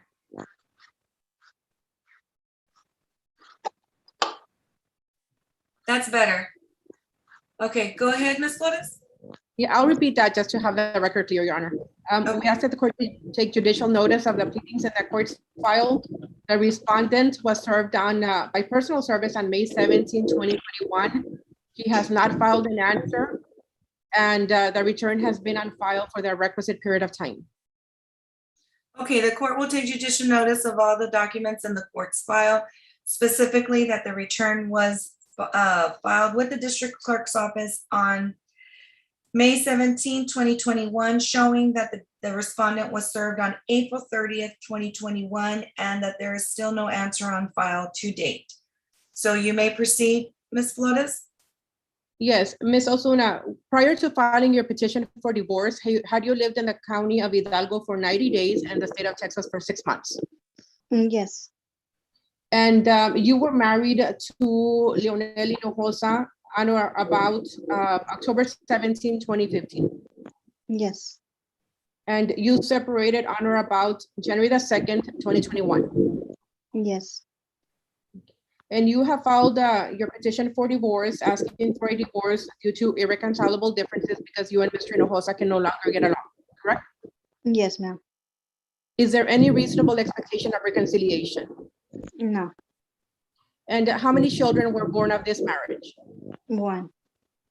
And what, can you please state the name and age of the child? Leah Hinojosa, and she's 4. And are you currently expecting a child? No. During the divorce, did you and Mr. Hinojosa adopt any children? No. Okay. And you're asking for the court to appoint you and Mr. Hinojosa joint managing conservators of your child, and to appoint you as conservator with the right to designate the primary residence of the child with no geographic restriction. Yes. And you're asking for supervised visitation for Mr. Hinojosa, correct? Yes. And is the reason that you're asking for supervised visitation is that he has had minimal contact with your child and she is of a young age? Yes. And the little visitation that he has had has been supervised by you? Yes. Okay, and you're asking for his visitation to be on the first, third, and fifth weekend, Saturday and Sunday of each month, beginning at 12 noon and ending at 3 p.m. Yes, ma'am. And during the time of separation, has Mr. Hinojosa paid you any child support? Yes. And can you tell the court how much he has given you since January the 1st, 2021 to the present? Around 3,500. Okay, and you're giving him credit for the 3,500 that he has given you? Yes. And during the marriage relationship, you had knowledge of Mr. Hinojosa's income, correct? Yes. And his income varied between 1,700 and 2,200 per week? Yes, ma'am. And during all that time that you two were married and lived together, this was his income? Yes. Okay, and you're asking the court to calculate child support at the lowest, which is 1,700? Yes. Correct? Yes. And you're asking for the child support to be calculated at 1,300, correct? Yes. Per month. And you're asking for that to begin November 1st, 2021? Yes, ma'am. And giving him credit for the 3,500 that he has paid you in direct payment, you're asking also for a retroactive judgment in the amount of 10,100. Yes. And this amount was calculated based on that income that you know that Mr. Hinojosa earns, correct? Correct. And you're asking for Mr. Hinojosa to pay that in an amount of $200 a month beginning November 1st, 2021, correct? Correct. And you're asking for the court to grant you that judgment for retroactive health support? Yes. And your child is currently covered under Medicaid? Yes. And she will continue covered until she is no longer eligible for Medicaid? Yes. And with regards to community property, there is a house that you purchased during the marriage, correct? Correct. Can you please give us the address where that house is located? It's 4011 Hillcrest Drive in Mission, Texas. And you're asking, I'm sorry. yes. 78573.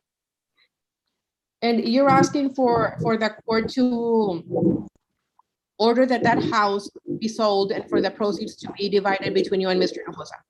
Yes. And in the meantime, you're asking for the court to award it to him to allow him to live in that house while the sale is pending? Yes. And he will be responsible for any mortgage payments and utilities that are due in that house? Yes. And with regards to the furniture, furnishings, and appliances inside the house, you're asking for the court to award those to you? Yes. You're asking for the court to award all personal belongings that belong yours to be awarded to you? Yes. And all of the respondents' personal belongings to be awarded to him? Yes. And you're asking for the court to award you a 2017 Lincoln Navigator? Yes. And that vehicle still has some debt on it and you will agree to continue paying that? Yes, ma'am. And you're asking for the court to award Mr. Hinojosa the 2020 Ford F-250 and together with the debt? Yes. And with regards to any debts, you're asking for the court to award credit cards to whoever obtained that credit? Yes. So all credit cards under your name will be awarded to you, and all credit cards under respondent's name will be awarded to you? Yes. And any other debt, basically you and respondent will keep your own? Yes. And there is also an IRS debt owed by Mr. Hinojosa, but this debt was prior to the marriage? Yes. And you're asking for the court to award that to him. Yes.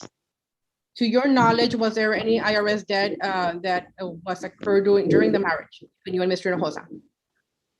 No, ma'am. Not that I know. There is also a loan that Mr. Hinojosa obtained during the marriage in the amount of $24,000, and that is owed to Luis Osuna, correct? Yes, ma'am. And you're asking for the court to award him that debt, Mr. Hinojosa? Yes. Okay. And you're asking for the court to grant you all of the relief requested to date? Yes. And you're asking for the court to grant you a divorce today? Yes. I have nothing further, Your Honor. Okay, with respect to the visitation, I understand that it's supervised. Will you be doing it in phases? I didn't get that. Or will he eventually get to a standard? Your Honor, he's really not visiting with the child much since the separation, and he really wasn't involved in the child's life because he was always out working. So right now we want to leave it at supervised for the first, third, and fifth Saturday and Sunday until later modified by the parties if something changes. Okay. All right, well then the court is accepting the testimony and will grant, and is granting the relief that is being asked and prayed for by the petitioner, and is pronouncing the parties divorce today. So that decree needs to be signed at least by you and your client. Yes, Your Honor. And go ahead and have that submitted by November 12th. Yes, Your Honor. Okay, anything else? Nothing further, Your Honor. Okay. You may be It will be excused. Yes. Thank you, Your Honor. Have a nice Thank day. you. Good luck to you, ma'am. Thank you. Okay, Attorney James Sahadi. Yes, good morning, Your Honor. James Sadi here, number 7 on the docket. And that is F1559-21-9 in the matter of the marriage of Victor Luis Rodriguez and Socorro Peralta Ruiz. Yes, judges, this will be a final approve of a default without with no answer. Okay, and is your client present? Yes, he is, Judge. Okay, Mr. Ruiz Rodriguez. Okay, can you please unmute, sir?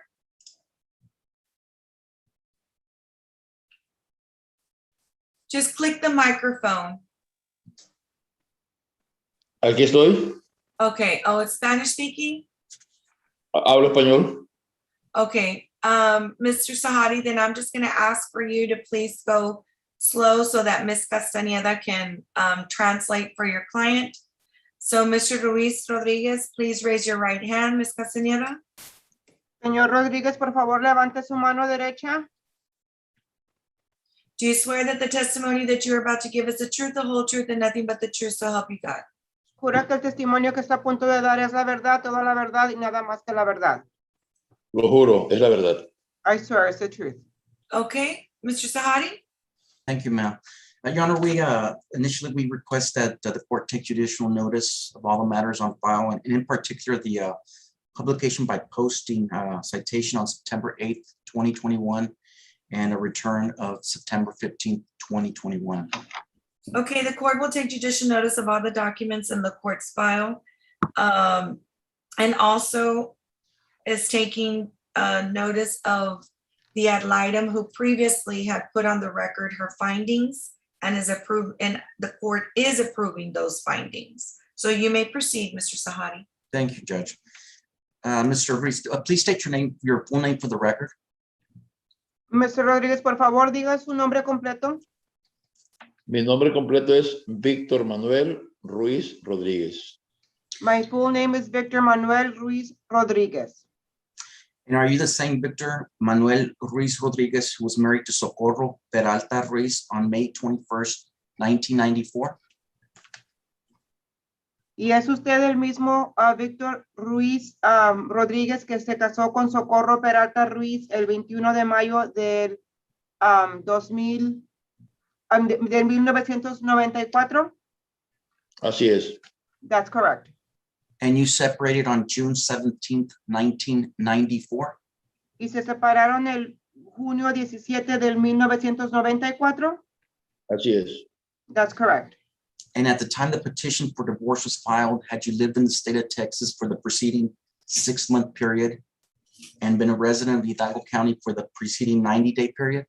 Y al tiempo de que metió su petición, usted era residente de Texas por los últimos 6 meses y del condado de Hidalgo por los últimos 90 días.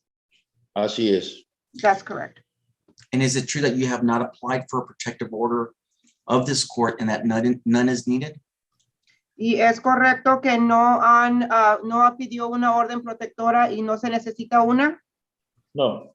No.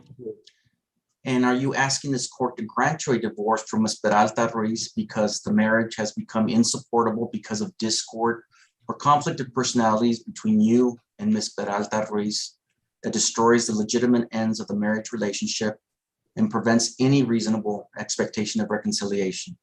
Y usted está pidiendo el divorcio porque su relación con la señora Socorro Peralta Ruiz está insoportable por la discordia de personalidades y que destruye las legítimas relación y no hay ninguna expectación de reconciliación. Así es. That's correct. And are there any minor children of this marriage? ¿Hay niños menores de edad de este matrimonio? No, no hay. No, Are there there any- isn't. Is Ms.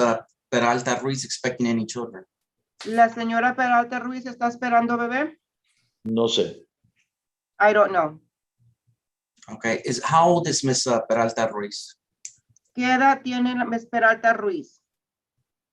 Creo que 63 o 64 años, creo. I think she's 63 or 64. Is there any community property? ¿Hay propiedad en común? No hay. No. Is there any community debt? ¿Y tienen deudas en la comunidad? No. No. And are you asking this court to grant you whatever property is in your possession? ¿Y le está usted pidiendo a esta corte que le otorgue a usted cualquier propiedad que tiene usted en su posesión? No. No. Well, are you asking that the court award you any property that is in your possession? ¿Le está usted pidiendo a la corte que le otorgue cualquier propiedad que tiene usted en su posesión? Sí, claro. Yes, of course. And are you asking the court to grant Ms. Peralta Ruiz any property that's in her possession to her? Y le está usted pidiendo a la corte que le otorgue a la señora Peralta Ruiz cualquier propiedad que tenga ella en su posesión. No, no le estoy pidiendo nada. Not asking for anything. Okay, but you're asking this court to award her any property that she already has in her possession? Pero le está usted pidiendo a esta corte que le otorgue a ella lo que ella ya tiene en su posesión. Claro, sí. Yes, of course. And are you asking that this court order that each of you be responsible for your respective debts rather, from the date of separation? Y le está usted pidiendo a esta corte que cada quien tenga sus respectivas deudas desde el día de la separación? Sí, claro.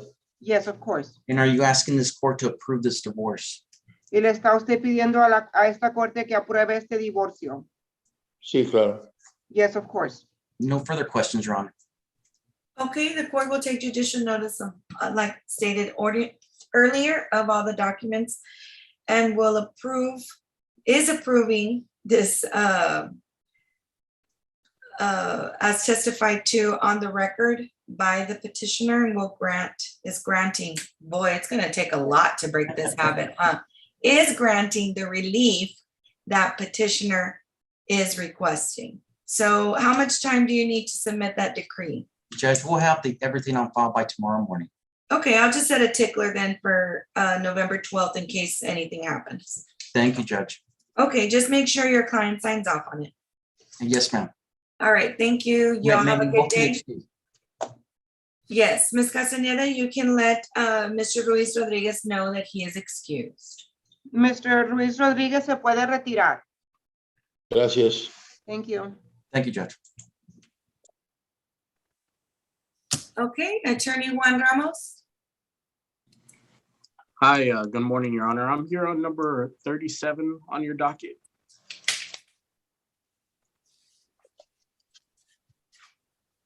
Okay. F 3461-20-9 in the matter of the marriage of Cynthia Cardona and Jose Cardona Jr.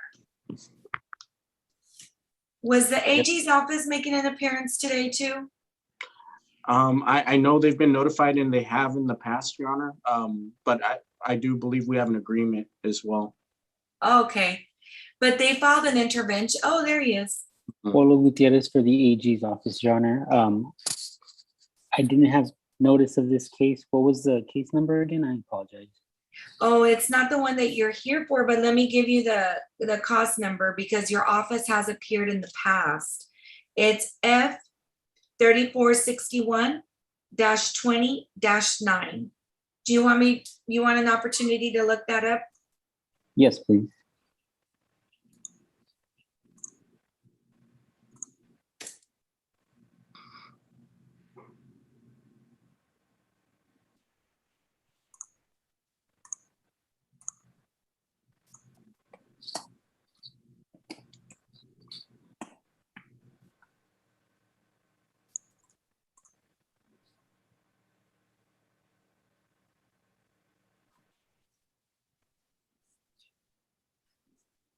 Your Honor, if I may, I can reach out to Mr. Gutierrez right now, and if the court will recall our case here shortly. Sure, because I think it's they've appeared in the past. Yes, they have. Yeah, and so I just want to make sure that they're in agreement with it. I'll discuss with them. I don't think there should be a problem though. Okay, so let me just give you a moment to reach out to him. Will do, Judge. Thank you, Your Okay, Honor. thank you. Okay, Mr. Brogan, are you ready for me to recall your case? Yes, Judge, I am. I have two cases left. Okay, go ahead. Which ones? Judge, again, I don't have the docket number, sorry. The first It's okay, one. my staff will want, whoever finds it gets an extra 5 minutes for lunch anyway, so go ahead. Okay, so CL 174227. 23, Your Honor. And that's Miss Rivera for the win. She gets extra 5 minutes. No. All right, that's Capital One Bank versus Cecilia Puentes. Go ahead. Judge, this is set for a default judgment hearing. However, it looks like defendant previously appeared and she is a Spanish speaker. In glancing at the file, it doesn't look like anybody reached out to her. What we need to do is get a particular Spanish speaking representative to call her. I don't speak Spanish, and actually I don't think any of the attorneys in Texas speak Spanish. So we send it to a particular person to reach out to her. And if she's willing to discuss settlement, then we'd like to be able to do that before going forward. Okay, so then how much time are you requesting? 30 or 60 days, Judge. Okay. Then let's come back on December the 15th at 9:30. Got it. Thank you. And I have one more, Judge. Okay. It's CL 193008.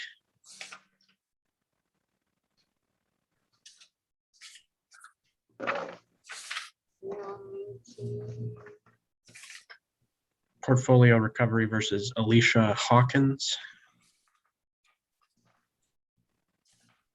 Number 16, Judge.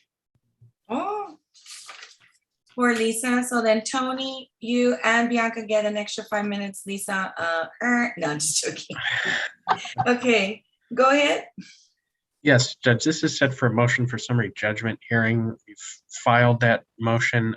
Defendant filed an answer, I believe quite a long time ago, saying she wanted to make payments. We haven't been able to, reach an agreement with her, so we're wanting to move forward. Okay, do you show that she received notice of your motion for summary judgment, the actual motion for summary judgment? Let me double check, Judge.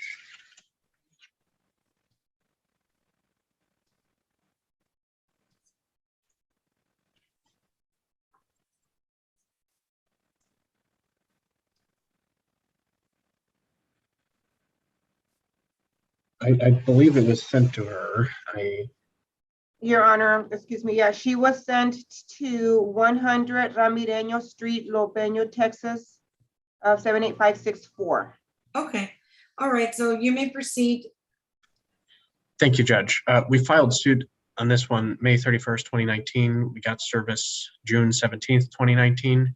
The original account at issue was a Gap Visa card account that was opened June 2nd, 2016.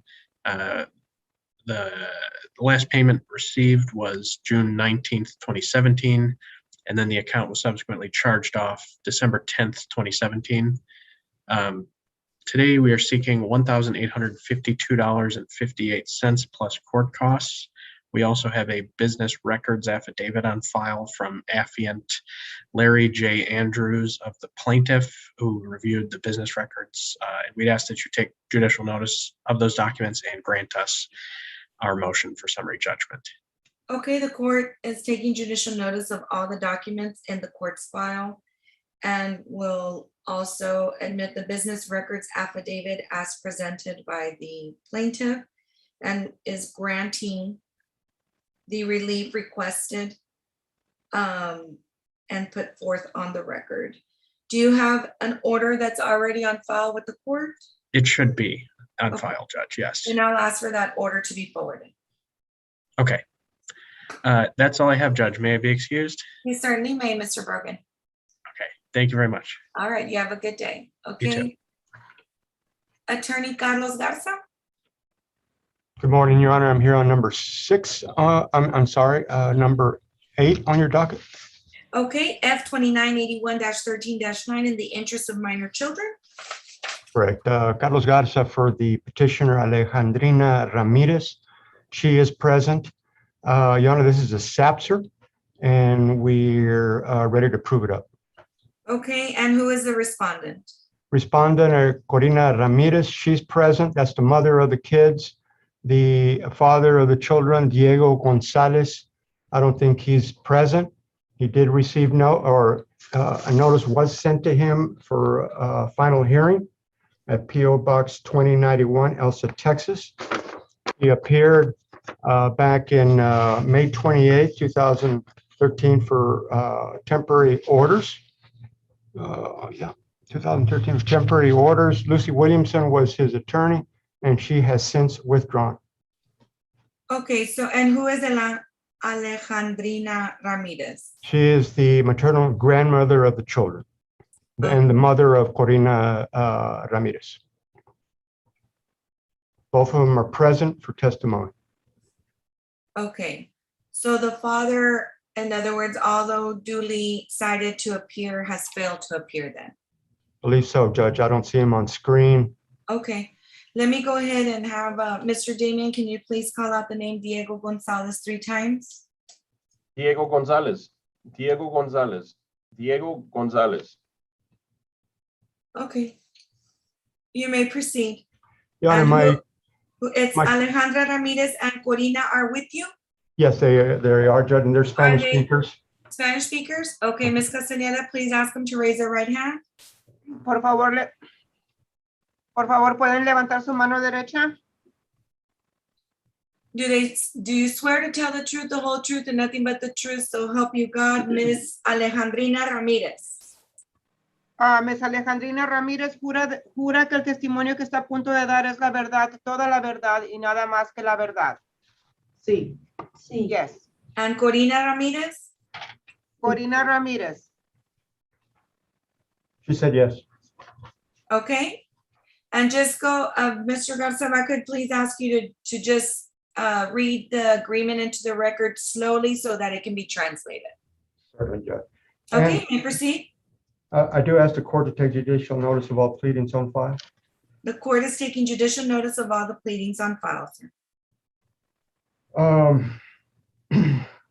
The agreement or what we want to enter into the final order is that the children subject to this suit, Anahi Gonzalez, Sarahi Gonzalez, it's a 9-year-old and 8-year-old. Shall I wait for translation?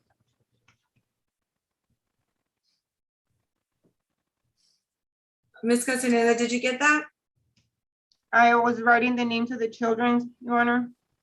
Okay, Mr. Garza, can you please? Can I just ask questions, let her respond? Yes, as long, just let, they have to just, you have to let her translate it though. Okay. Are you Alejandrina Ramirez, the grandmother of these children? ¿Es usted Alejandrina Ramírez, la abuelita de los niños? Sí. Yes. Have these children lived with you since birth? ¿Y estos niños han vivido con usted desde que nacieron? Sí. Yes. You're asking the court to grant you primary conservatorship of the children? Y usted le está pidiendo a esta corte que le dé la conservatoria primaria de los niños. Sí. And that means that you're going to decide where the children live. Y eso quiere decir que usted va a decidir dónde van a vivir los niños. Sí. Yes. For Corina Ramirez and Diego Gonzalez, you're asking for them to be appointed as possessory conservators, meaning they have the rights to visit? Y para Corina Ramírez y I didn't get the father's name, Joanna. Diego Gonzalez. Y Diego González se está pidiendo que sean los posesarios conservadores que tengan visitaciones, ¿correcto? Sí. And, Yes. the visitation to be the first, third, and fifth Saturday and Sunday of every month? Y las visitaciones que sean el primer, tercer y quinto sábado y domingo del mes. Sí. And that being from 2 to 5 p.m. Saturday and Sunday. Y eso es de 2 a 5 de la tarde, sábado y domingo. Sí. Exercise, and they to exercise the visitation at your residence, correct? Y eso es que ejercicien la visita en su residencia, ¿correcto? Sí. Yes. Mr. Diego Gonzalez, not to have consumed any alcohol or drugs at least 24 hours before each visit, is that correct? Y el señor Diego González que no haya consumido drogas o alcohol a 24 horas antes de la visita, ¿correcto? Sí. Yes. Child support, and Your Honor, we don't have any financial information on this man, so we're basing this on minimum wage. You're asking for child support to be $274 per month starting November 1st. Y usted está pidiendo la manutención de los niños que comience en $274 comenzando el día 1 de noviembre, ¿correcto? Sí. Yes. And you're also asking for a permanent injunction on Mr. Gonzalez. Y también está pidiendo un mandato judicial permanente contra Mr. González, ¿correcto? Sí. And that is that he not annoy or harass you or the children. Y eso es para que no la moleste a usted y los niños, ¿correcto? Sí. And Yes. and you think this is in the best interest of the children? ¿Y usted cree que este es el mejor interés para los niños? Sí. Yes. Your Honor, that's all I have for Ms. Ramirez. If I could question Corina Ramirez. Yes, sir. Ms. Corina Ramirez, are you the mother of these children? Ms. Corina Ramírez, ¿es usted la mamá de los niños? Sí. Yes.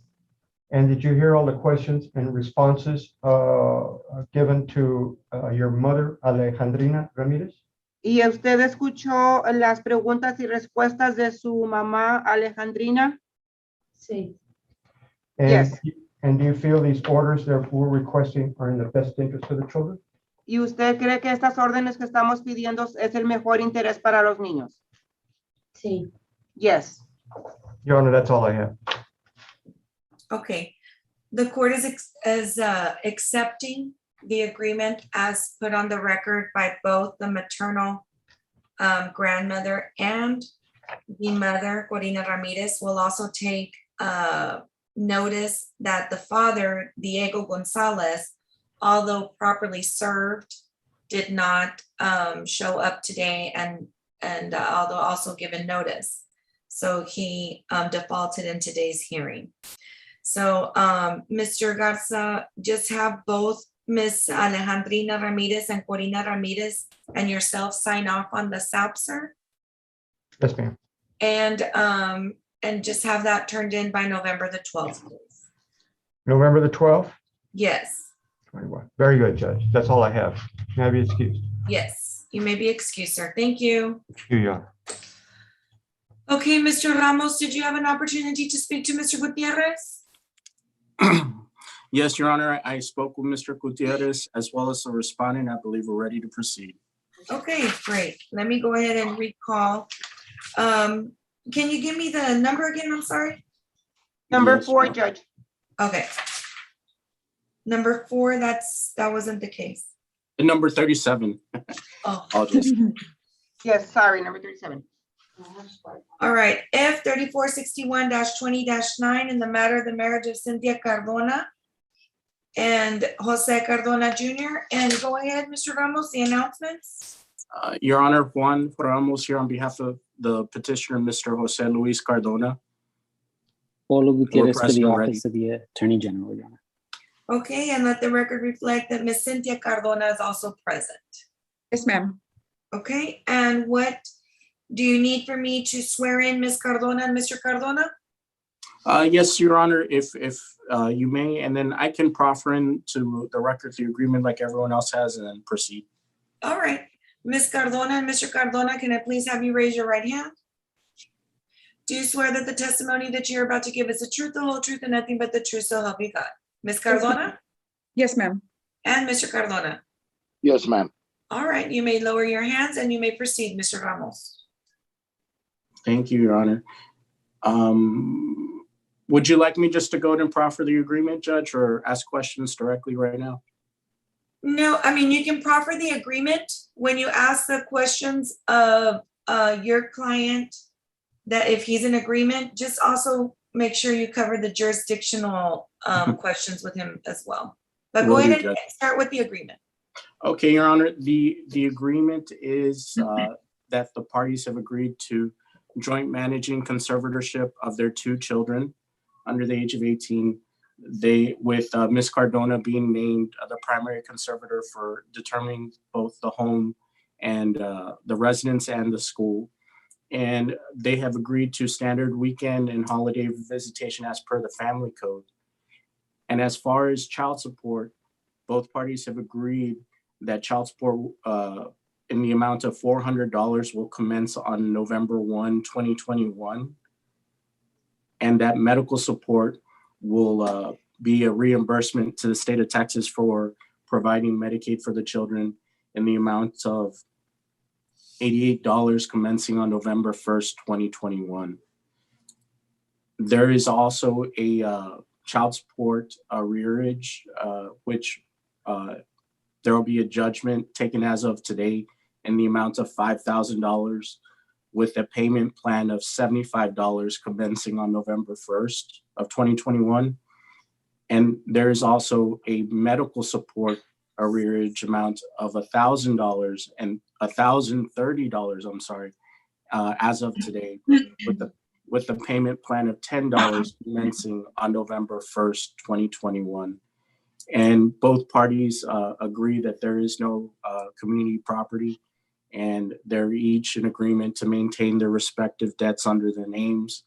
And they're in agreement to each party maintaining the vehicles and debts associated with those vehicles under their names. And that is the conclusion of the agreement, Your Honor. Okay, and Ms. Cardona, is that your understanding of the agreement?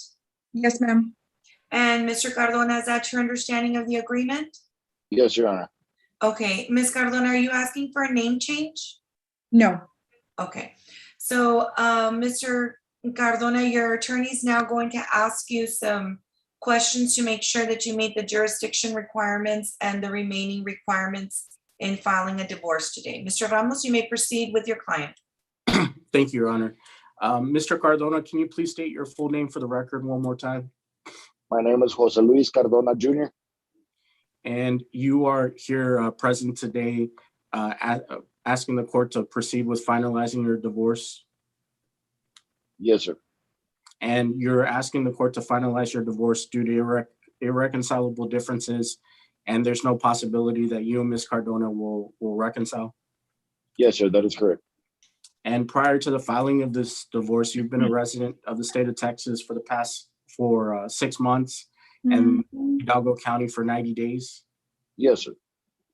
And the terms that were read into the record accurately reflect the agreement that you and Ms. Cardona have? Yes, sir. And you believe that the terms pertaining to your 2 children are in the best interest of your 2 children? Yes, sir. And you're asking the court to finalize this divorce? Yes. Nobody's pressured you or coerced you, and you understand those terms? Yes. Nobody's pressured. I have no further questions of Mr. Cardona, Your Honor. Okay, and Mr. Gutierrez, are you in agreement or approving these amounts, sir? Yes, Your Honor, we are in agreement. Just to clarify, the medical support judgment was $1,038.04 as of today, with the payment plan of $10. Okay, We are in got it. agreement. Okay, then the court is taking judicial notice of all the documents in the court's file. The court is approving the agreement as testified to into the record by the parties. And this will be set forth in further detail in an agreed final decree of divorce that is to be signed off by Mr. Mr. Cardona and Ms. Cardona, as well as the Office of the Attorney General and Mr. Ramos. And I will give you, is November 12th enough time, Mr. Ramos? Yes, Your Honor, it is. Okay, so submit by November 12th.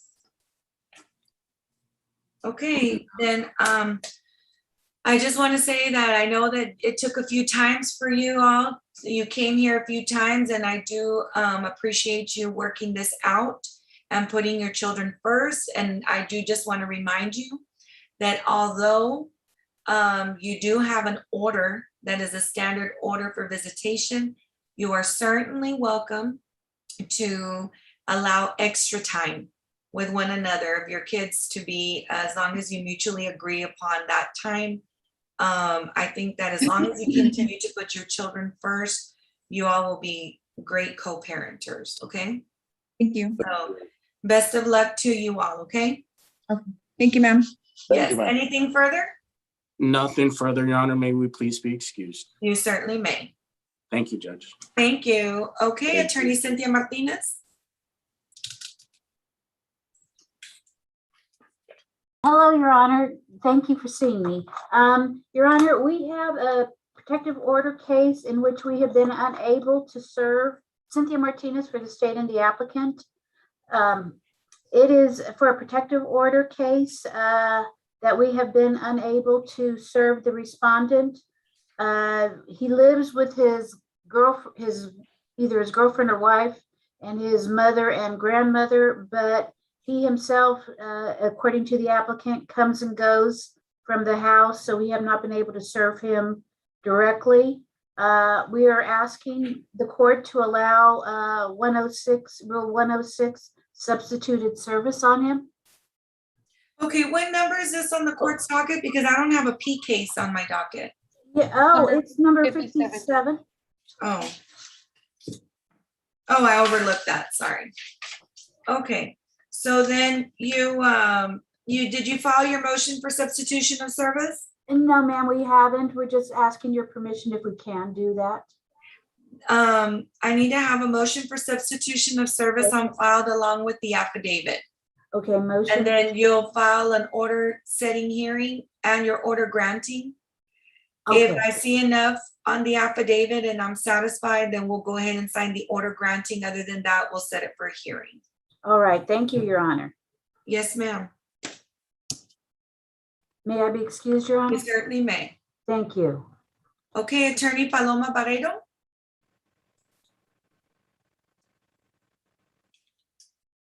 I think you're Good still morning, on- Judge. Good Sorry, my morning. mouse was lagging and I couldn't click the mute button, but I got it unmuted.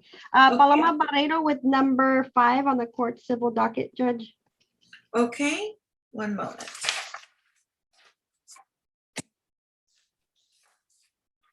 F2356-21-9 in the matter of the marriage of Brenda Ibarra and Juan Ibarra. Yes, Judge Paloma Barrero, on behalf of petitioner Brenda Ibarra. The respondent filed a waiver of service. We're not ready for a final hearing today, Judge. The parties just need a little more time to come to an agreement. So we're asking for a three-week reset, Judge. Okay. Would November 15th be sufficient time? Yes, Judge, November 15th will work. Will it be at 9:30? I'm gonna go ahead and put you at 11. Okay, 11. I also have December 6th, but I don't know if that pushes you out too far. November 15th is perfect. Okay. Thank you, Judge. That's all I have. Thank you. Thank you. Yes. Nice seeing you. Likewise. Okay. Attorney Francisco Martinez. Good morning, Judge. Attorney Francisco morning. Martinez here on number 55 on your docket, Judge. This is a final. I saw Mr. Guerrero on the screen. I don't see him anymore. Right here. Judge, I'm Okay. right here. Let me wave a little bit. We're ready Okay. to proceed, Your Honor, to final. I know every time that Frank is on and he doesn't have his hand raised at the beginning, it scares me. All right, so it's F2595-21-9 in the matter of the marriage of Vanessa Chapa and Arturo Garza. My client was on the screen as well, Judge. I saw him a few minutes ago. Okay, what's the announcement? It's an agreed to, we mediated the case successfully, Judge, so we just need to prove it up. But Vanessa should be either in the waiting area or on already. That's my client's name. I saw somebody come in with the name Vanessa and she had this case number on. She's right there in Right there, yes, I see her now. Yes, Your Honor. Okay, so is this prove up for final? Yes, Your Honor. Okay, and Mr. Martinez, your client Arturo Garza, is he present? Yes, Judge, he is. Okay, what is he under? It says just Zoom user, Judge. He's actually okay. at work right now. Okay, Mr. Garza, can you hear me? Yes, ma'am. All right, then I'm gonna need both of you to please raise your right hand. Do you swear that the testimony that you're about to give is the truth, the whole truth, and nothing but the truth, so help you God? Ms. Chapa? Yes. Yes, And Mr. Garza? Yes, ma'am. All right, please lower your hand. And who will be proving it up? Mr. Guerrero, Judge. I will? Okay.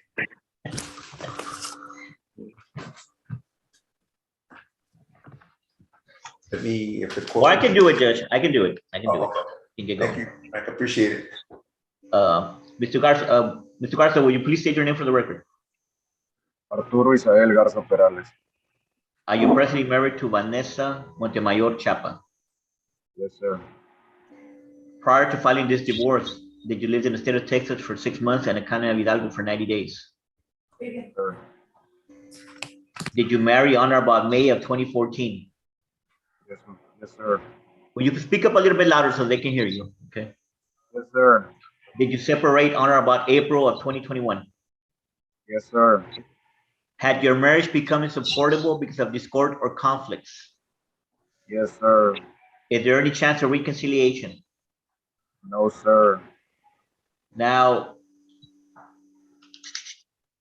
there are children born of this marriage. Will you please state the children's names?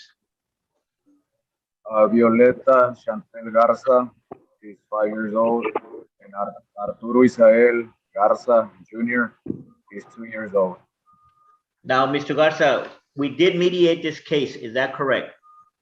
Yes, sir, we did. And it is a lengthy mediated agreement. You did sign off on that mediated settlement agreement. Is that correct? Yes, sir, I did. Now, you understand I that didn't this. hear the response, I'm sorry. It's because he sounds far away.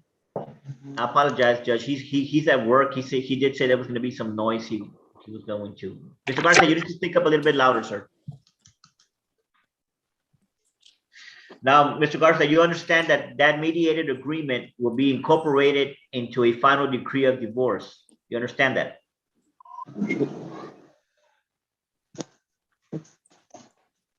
Mr. Garza.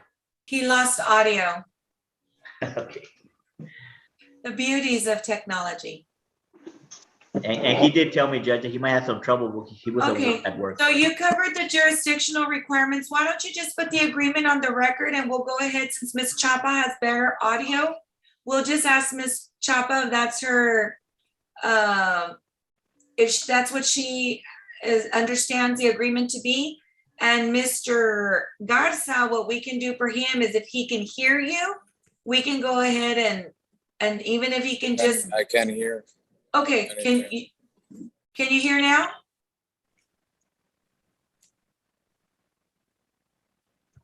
Mr. Garza, can you hear? Okay, he got kicked out. Okay.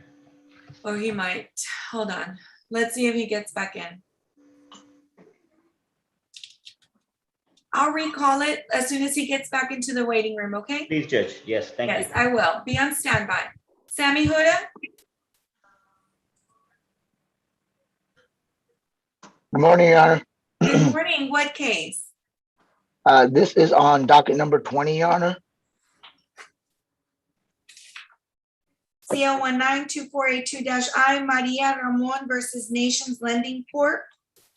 Et al. Go ahead. That's correct, Your Honor. Sammy Huda on behalf of the defendant, Nations Lending, Your Honor. It's an uncontested motion to dismiss for failure to prosecute, Your Honor. Okay. And Mr. Guerra, can you hear us? I do see that you're on.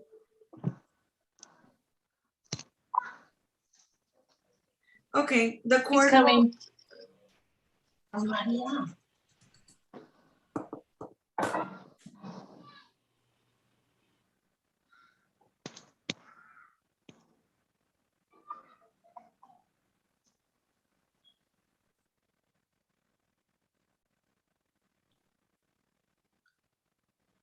Okay, Mr. Guerra, the announcement that Mr. Huda has is that this is an uncontested motion to dismiss, sir. I believe that's correct, Your Honor. The problem, I think that she is said to be foreclosed again, unless I'm mistaken. So if that's the only issue that my office just told me that we set it up to be foreclosed again. So if that's the case, and then that means that the issue continues, so that I need to look at what I'm gonna do now is regard whether I'm gonna come back to this court and see if there's any mistakes on the TRO. I haven't seen it. I mean, on the foreclosure, the new foreclosure. And Okay, so but that, as for this case and the facts of this case, there's still a motion to dismiss on file. And so. in ordinary, I would not be objecting to it, but because the fact that I want to continue for it to continue because of the fact that I just learned that they're going to try to continue to foreclose on my client again. I hate to go ahead and go to another court and just, since this court still would have jurisdiction, is not to dismiss it and give me an opportunity to see what this new foreclosure is all about. Okay, Mr. Huda, do you want to respond to that? Yes, Your Honor, there was no response filed to the motion to dismiss. If there is going to be a new foreclosure, the plaintiff in this case would certainly have their rights to re-seek injunction or equitable relief from this court. And that's exactly what I'm saying, that not to dismiss it so that we can come back to this court. And before the foreclosure, I'll set it up for a hearing and let counsel know. But it's not the same set of, it's not the same set of fact base, and it's not the same set of circumstances, because when you file initially a foreclosure, then it's obviously you have a certain set of facts that initiate the litigation. But now if it's in other words, if what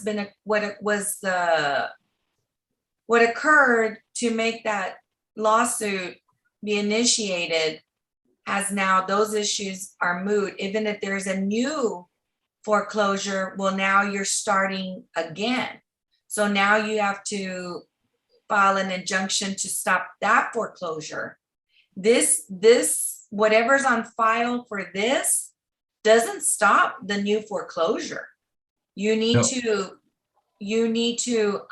refile and have a new TRO with a new affidavit and look at that. You're correct to see if the foreclosure was done properly and without defect, or if there's a defect, then you have your remedies that you can follow. But for this though, that just because they're doing a new foreclosure doesn't mean that it automatically falls under this lawsuit. And that's all I'm trying to do, Judge, that I can go either way. Cases where my case still pending, like in this case, I filed an amended petition and under with new fact, and then then I set it out for a TRO before the foreclosure takes place, so that the court can have a chance to look at it, or the court can, if the court wants to say no, those are the circumstances, so I'm just gonna go ahead and dismiss this. And if you file some inconsistent, something wrong with the foreclosure, file it in another court, and it lands here. And that's all I was trying to avoid. Okay. Either way the court wants. Well, then the court is going to grant defendant's motion to dismiss. Is there an order on file? Yes, Your Honor, we submitted it with the motion. Okay, then we'll go ahead and have that forwarded to my queue.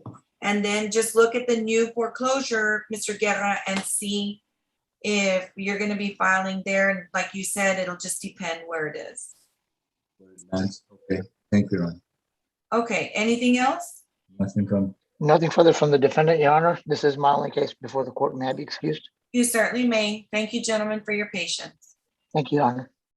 Bye. Okay, so Mr. Martinez, it looks like he's trying to come back in, so let's see if he's able to have a better connection.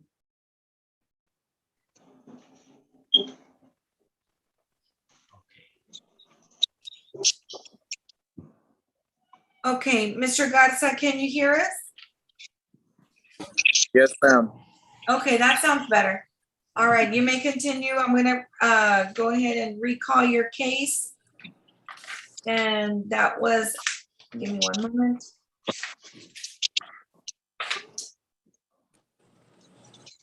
F-2595-21-9. Go ahead. Okay. Mr. Garza, we left off discussing the mediation. Do you recall going to mediation? Yes, we did mediate. And we reached an agreement at this mediation, is that correct? Yes, sir, we did. And you recall signing and signing that document and initialing every single page of that document? Yes, sir. And you understand that that mediated agreement will be incorporated into a final decree of divorce that will state all the agreement? Yes, sir.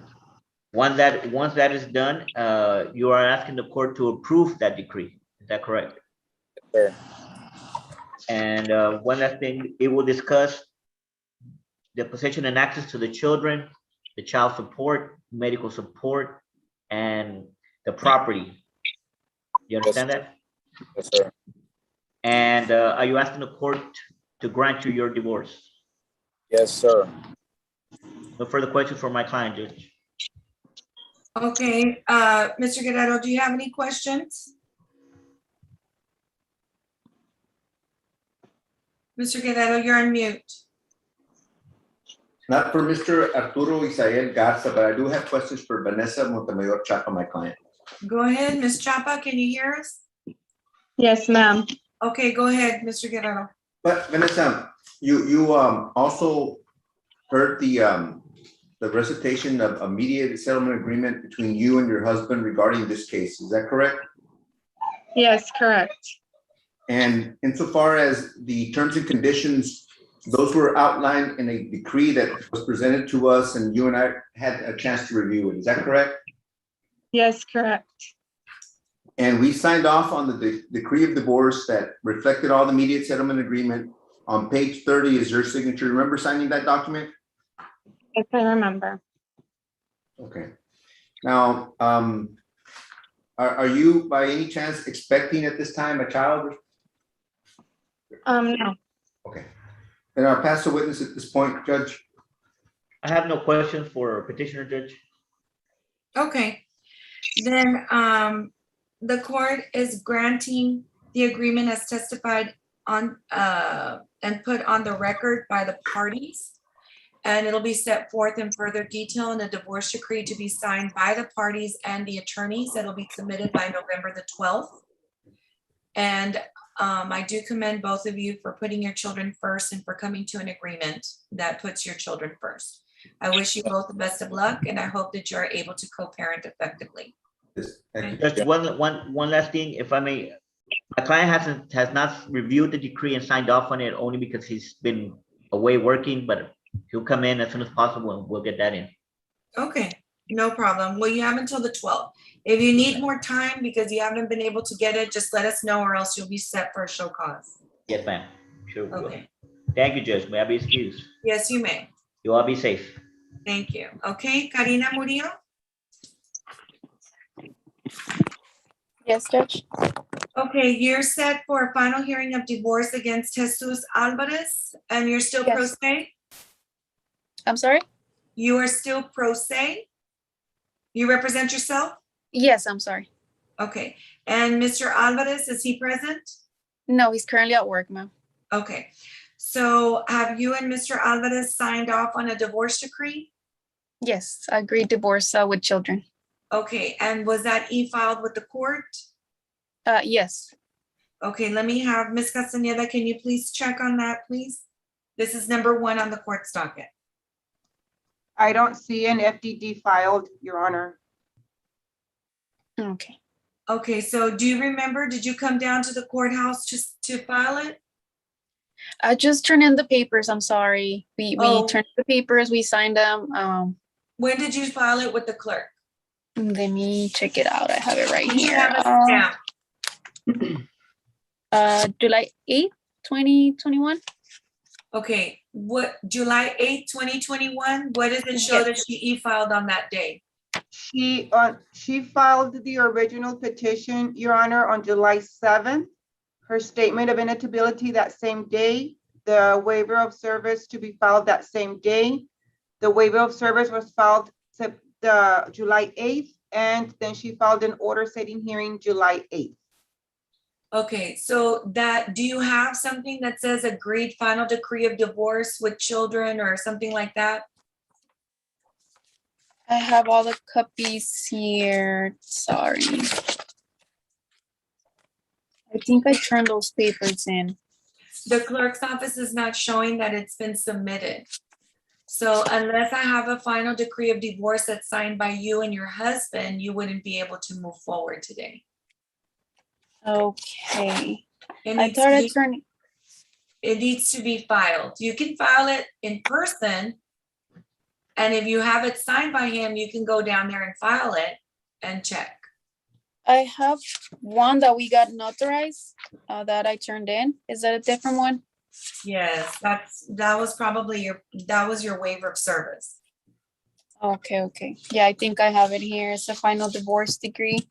Yes, that's what it's entitled. Now, both of you need to sign off on that. It is signed in, but I need to turn it in. I apologize. Okay, so I'm gonna reset you to November the 15th.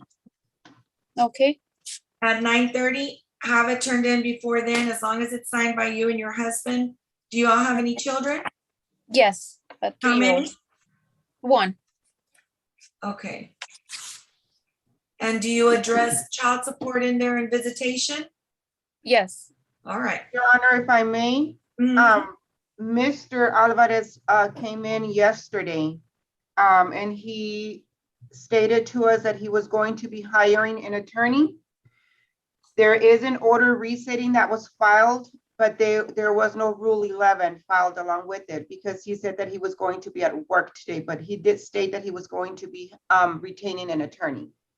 Okay, well, either way, they have until November 15th at 9:30. And Ms. Murillo, I would suggest you speak to Mr. Alvarez to see if he will be hiring an attorney. Because if he is, then I hate to tell you, but things are probably going to get a little interesting for you. So. Yes, I just noticed. I didn't know. Okay.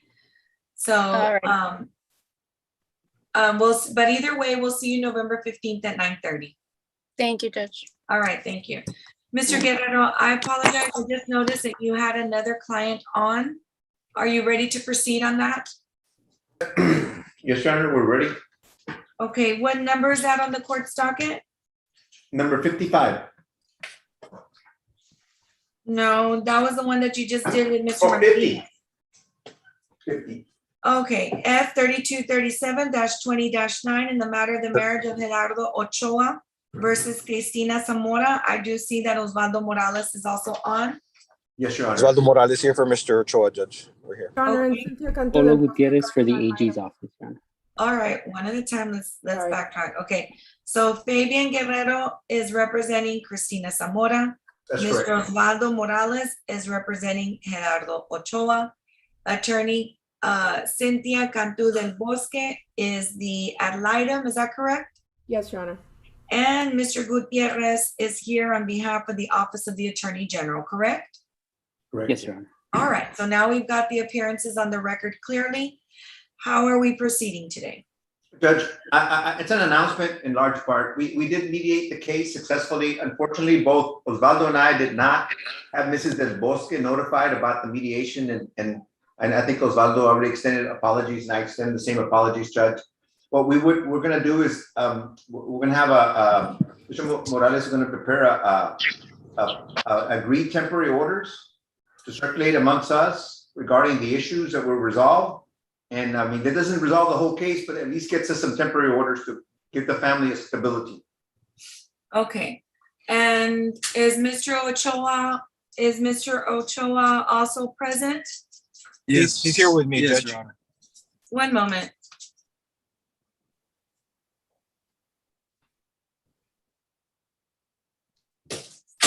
Okay, sorry, nothing like your dad walking in. He's talking to me. This is off the record. I was like, Dad. He goes, you kind of know my dad. He goes, ay, no me importa. Oh my gosh. All right. Okay, back on the record. Now I'm not the little girl anymore. I'm a judge. Okay, so that's fine. Y'all can go ahead and circulate the agreed temporary orders, and let's go ahead and set this. I'll give you, just get in touch with Ms. Del Bosque so that she can have an opportunity to also review the temporary orders and fill her in. And that way, if you all are okay and she's okay with making those into final orders, we'll go ahead and have y'all prove it up on November the 15th. Your Honor, if the Attorney General could also be circulated the order. Yes. Yes, Your Honor, and I just want to, I guess, put on the record that I'll contact the attorneys because there will be provisions that I'm going to request that they put on there, given some of the incidents that have occurred since the last hearing. Okay. All right. Okay, well then so then is November 15th going to be enough time for y'all to try to see if you can get all the issues resolved between now and then? I think so, Judge. I'll contact them and I'll contact them and get them to actions. It's not much, just related to alcohol and drug provisions and intent of to exercise visitation notices. Okay. All right, then just don't forget about Ms. Cantu del Bosque, please, in the AG's office. So, all right, then we'll see everybody back here on November the 15th at 9:30. I appreciate everyone's patience. Okay. Thank you, Your Honor. May I be excused? Anything else? Yes, y'all may be excused. Okay, Mr. Flores? Judge, Yes. I'm sorry, Judge. I apologize. I was just looking at my calendar, Judge. And can it be set for the following week? I'm going to be out of town that week. Oh, it's Mr. Morales. I was like, who's Yes, talking? Yeah, yes, yes, yes. I was Sorry like, that about that. doesn't sound like Mr. Flores' thing. Okay, so let me see, November 15th. You'll be out of town that week? Yeah, from the 7th through the 15th, I think. Or let me look at the calendar real quick, Judge. Okay.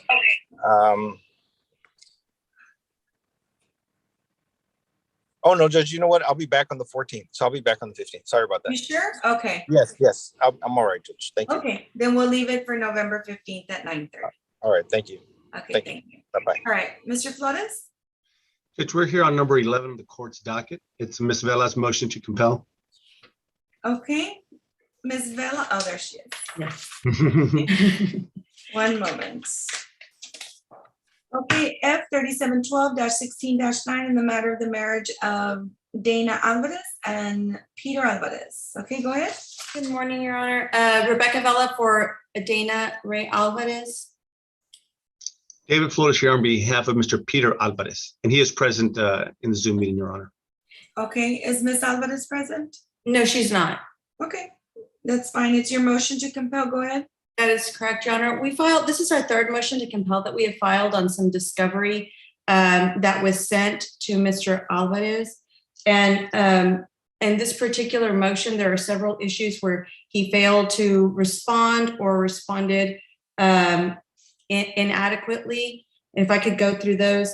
In response to interrogatories 1 and 2, he has failed to provide telephone numbers despite the request for name, address, and telephone numbers. 1 was for persons being called to trial, and number 2 was for employers. And so we're asking that he produce that information in response to those 2.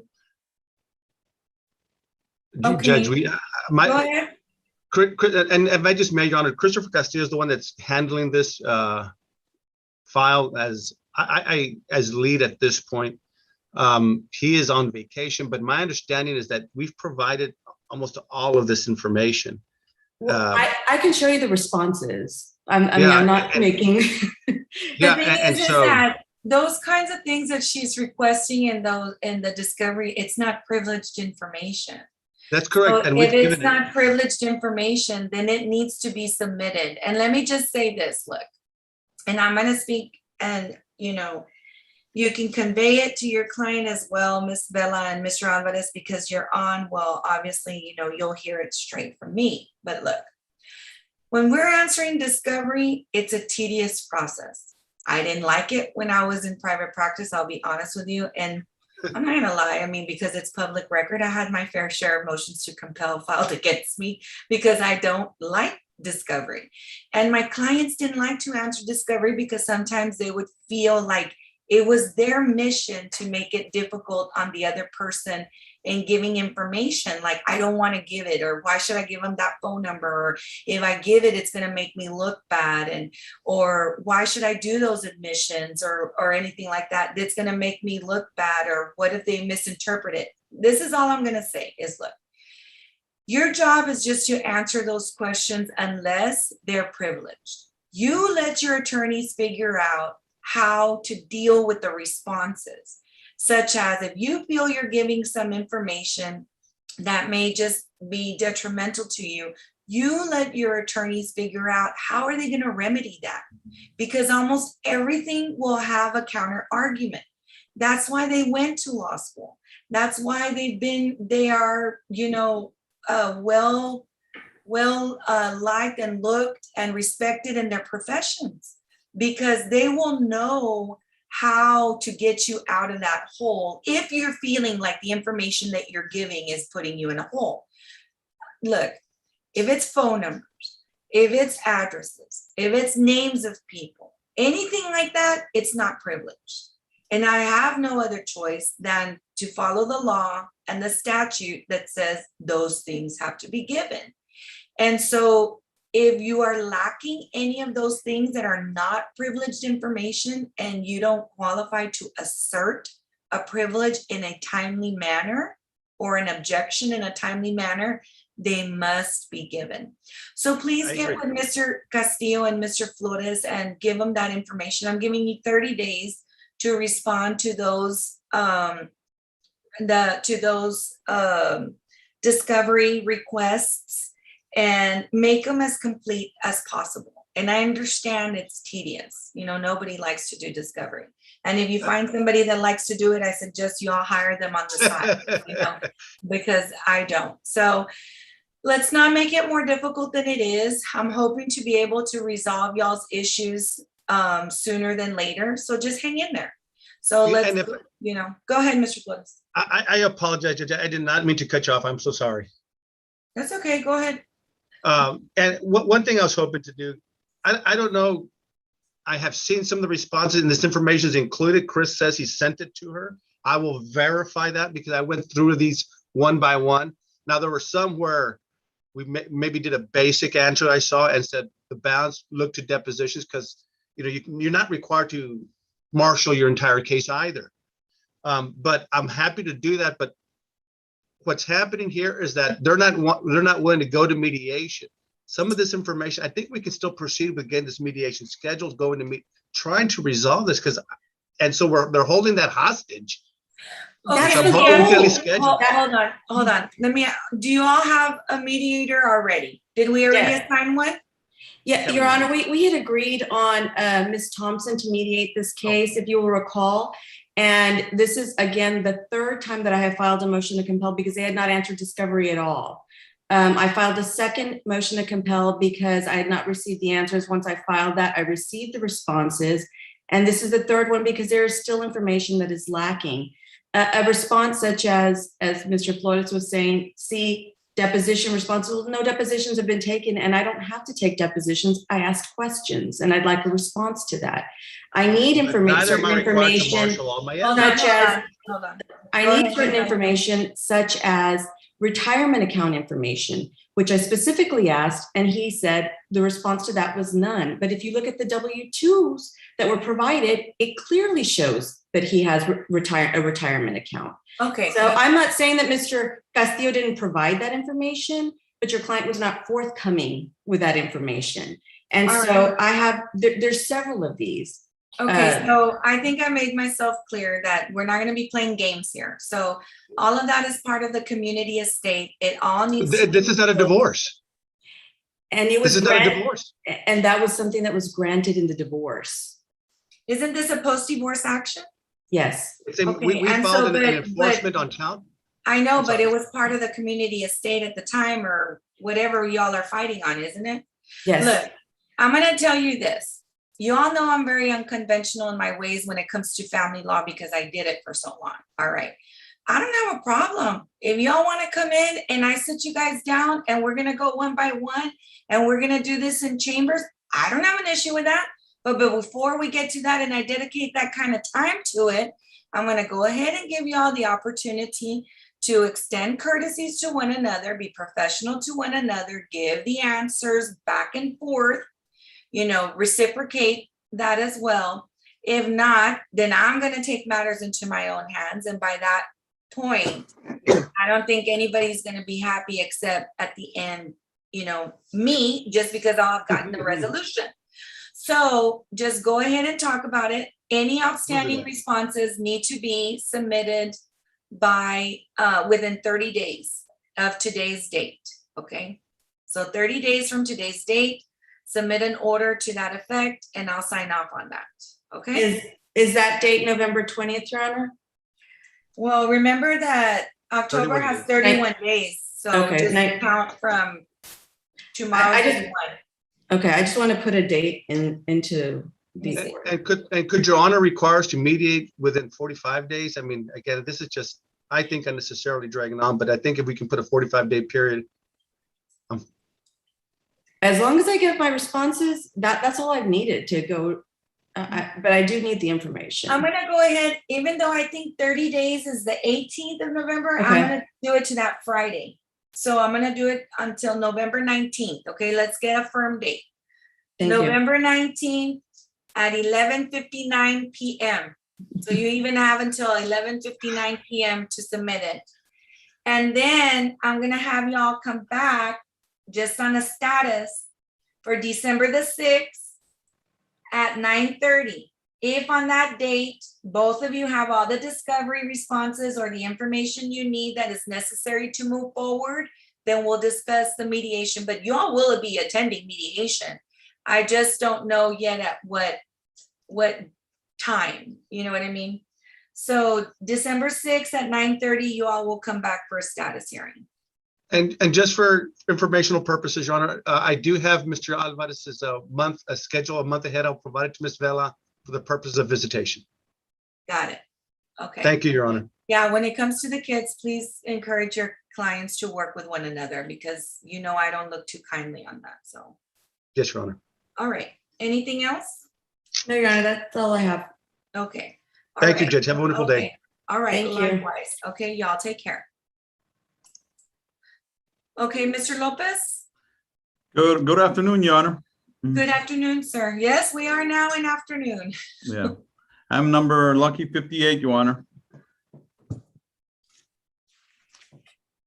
CL 21-2686-I, Jesus Alba versus Santos Transports. And I'm who is asking for here? more time, Your Honor, because I'm still supposed to be off on medical leave because I just am recovering from COVID.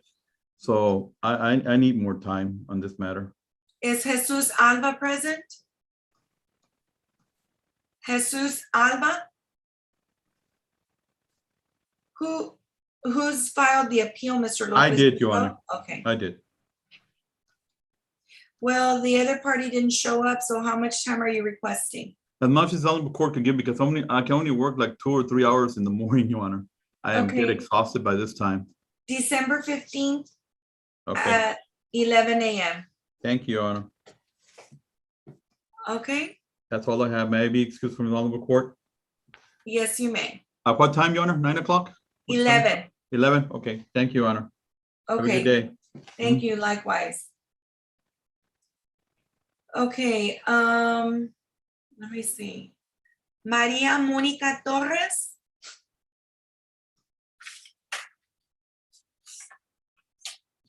Miss Torres, your husband is Jerónimo Gonzalez.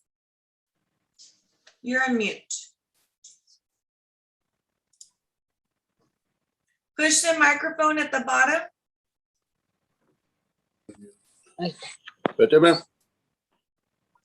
Ahí no soy, ¿me oye?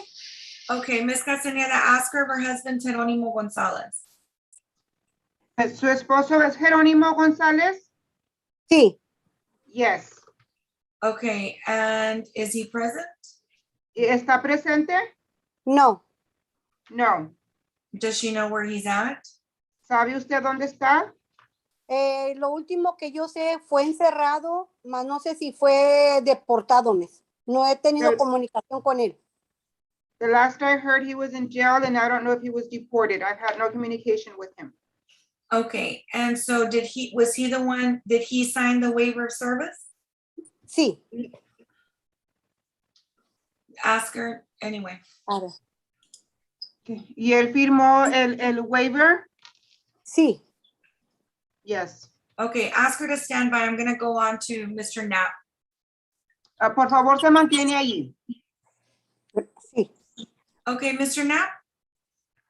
Good afternoon, Judge. I have 4 matters on the docket today. They're all debt claim Okay, go ahead. cases. I believe the first matter is number 31. The Auto Finance LLC versus Erica and Eddie Martin. Okay. That's CL 191451-I, Yes, Judge. and you're representing TD Auto Finance? Yes, I am. Okay. And so and you're moving forward on a default hearing today? Well, it was my understanding that that was on a dismissal today, and I was going to point out to the court that we had filed a motion for default judgment. I think what had happened was that there wasn't an order resetting hearing on your motion for default judgment. So the setting for today, do you know if the defendants received notice of it? I haven't been able to access my computer this Okay, morning. let me have my staff check. You and I are in the same boat. Okay, go ahead, Ms. Castaneda. Can you look that up for me, please? Okay, the only notice that went out on this show cause, Your Honor, was to the courts@scott-pc.com email. Okay. So we do need to file an order. The order resetting hearing has to have on there either the email address of the defendant or the last known mailing address of the defendant.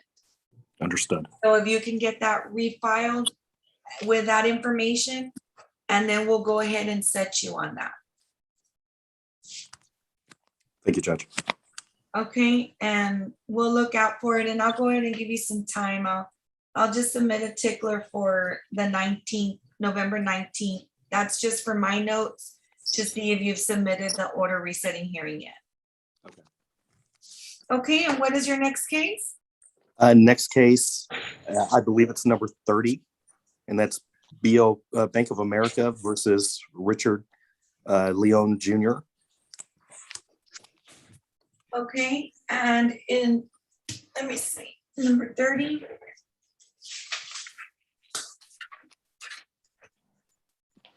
That's, okay, and I believe you're in the same boat on that one.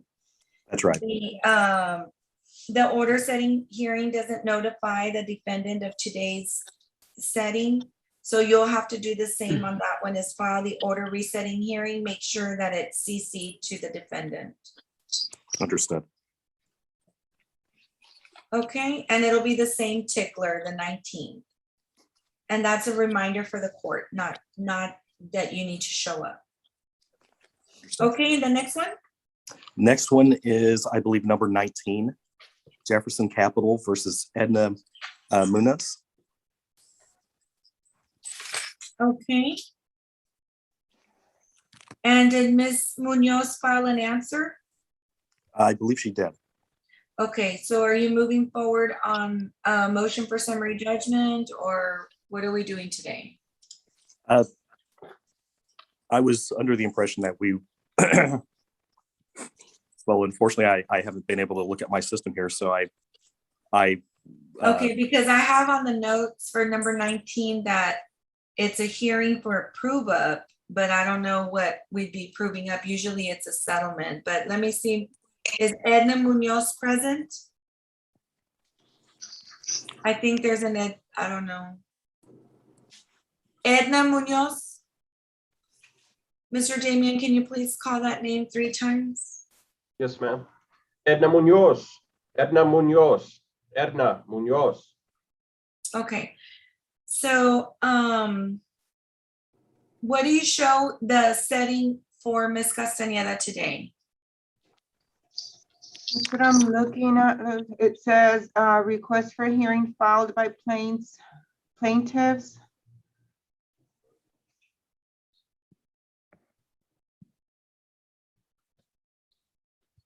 It just says for a prove up. It doesn't say for what. That's what it has on the body of the order. Okay, I don't know what you're proving. I don't know either, Judge. I apologize on that. Looks like we have some work to do on that. Okay, so go ahead then. On that one, I'll just give you a setting. I'll give you some time to look at your file for December the 15th. Thank you, Judge. At 9:30. But I'm just gonna set it for status. And then you can let me know. Appreciate that. Okay. And I believe the last one that I have is similar to the one we just discussed. It's number 12, unfortunately. Okay. National Collegiate Student Loan Trust 2005-2 versus Enrique and Cantu. Okay, we'll do this. Now, is Enrique Cantu or Noe Cantu present? Enrique Cantu, Noe Cantu? All right, we'll go ahead and do the same. I'll set it for December the 15th at 9:30. Thank you, Judge. Okay, they probably sent you in to pinch hit and say, well, Peter lost the draw here in the office, so we'll go ahead and let him take the fall. I must have, Judge. Okay, anything else? That was all I had. Thank you All for right. your time. Take care. Okay, Mr. Peña? Yes, Your Honor, I'm here on number 25 on the court's docket, CL 1599. Okay, and who's here on behalf of the plaintiff? I have not seen. Is Ms. Jared. Rodriguez still on this case? At the last couple of hearings, I believe it was Jared on this case. Oh, that's right. You're correct. But I have not seen him this morning. Okay, let me just have someone from my office contact them to see if they're having anybody show up on their behalf. If not, I guess it'll be easy for you. They're not here to urge it. It's Yes, theirs, Your Honor. it's their amended motion for summary judgment. Is that correct? That's correct, Your Honor. We have Okay. been here since 9:30, so Yes. if the court wants to Well, contact them, that's fine. But I would ask no, the court it's to. there. I read that incorrectly at first. I don't know why. But go ahead, Mr. Peña, what are you asking the court in light of them not showing up to urge their motion? Your Honor, I ask the court to deny their motion for summary judgment, traditional summary judgment. Okay, and you filed your response on what date, sir? It was a while back, Your Honor. And I don't have that in front of me. I apologize, Your Honor. Okay, that's fine. Can Ms. Castaneda, can you look it up, please? Yes, ma'am, I'm looking at it. Okay.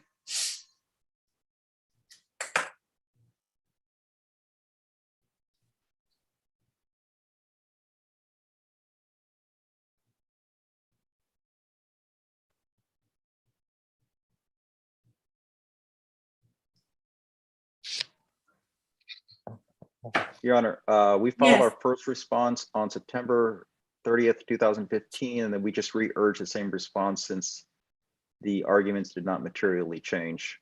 Okay. Yes, it goes back to that long ago, Your Honor. Okay. All right. Then that's on CL 151599-I. Yes, Your Honor. Okay. All right, then the court, go ahead and have an order on file, Mr. Peña, and then I'll still review it either way. Yes, Your Honor. Thank you. All right. Thank you for your patience, sir. No problem. Have a good day, Your Honor. Likewise. All right. So let me go back. So Mr. Lopez, what case are you here on?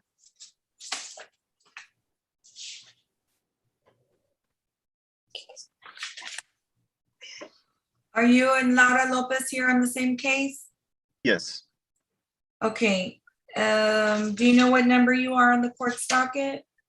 I believe it's number 47. Okay.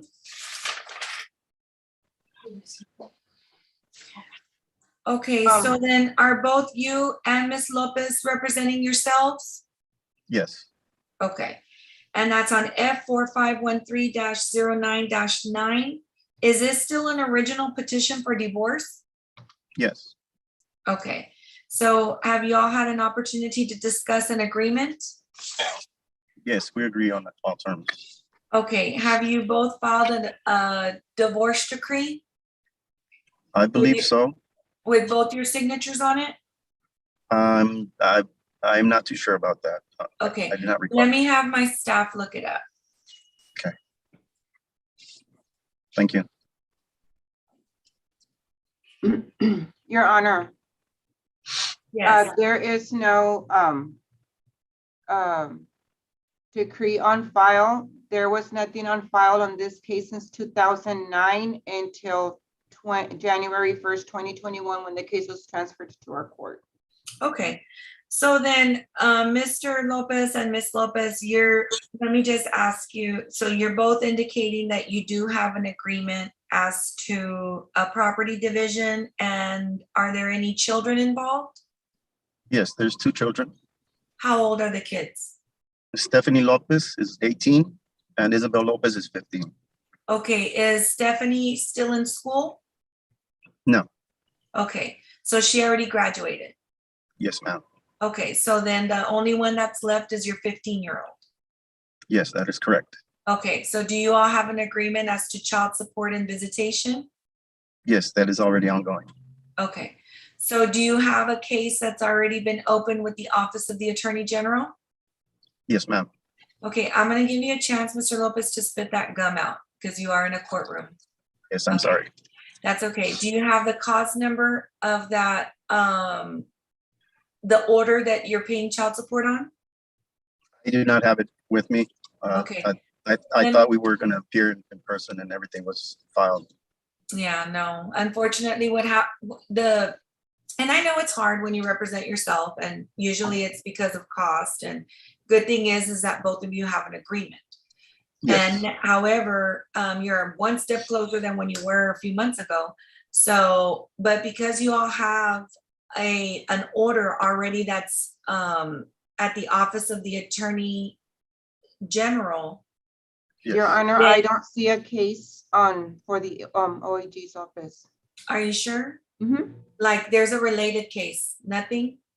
No, ma'am. Do you receive payments, Ms. Lopez, from the Office of the Attorney General?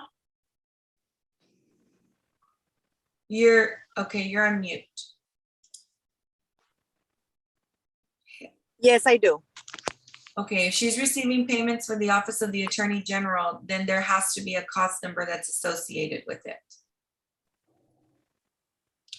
Do you have anything that you've received from the Office of the Attorney General that would have a cost number on it?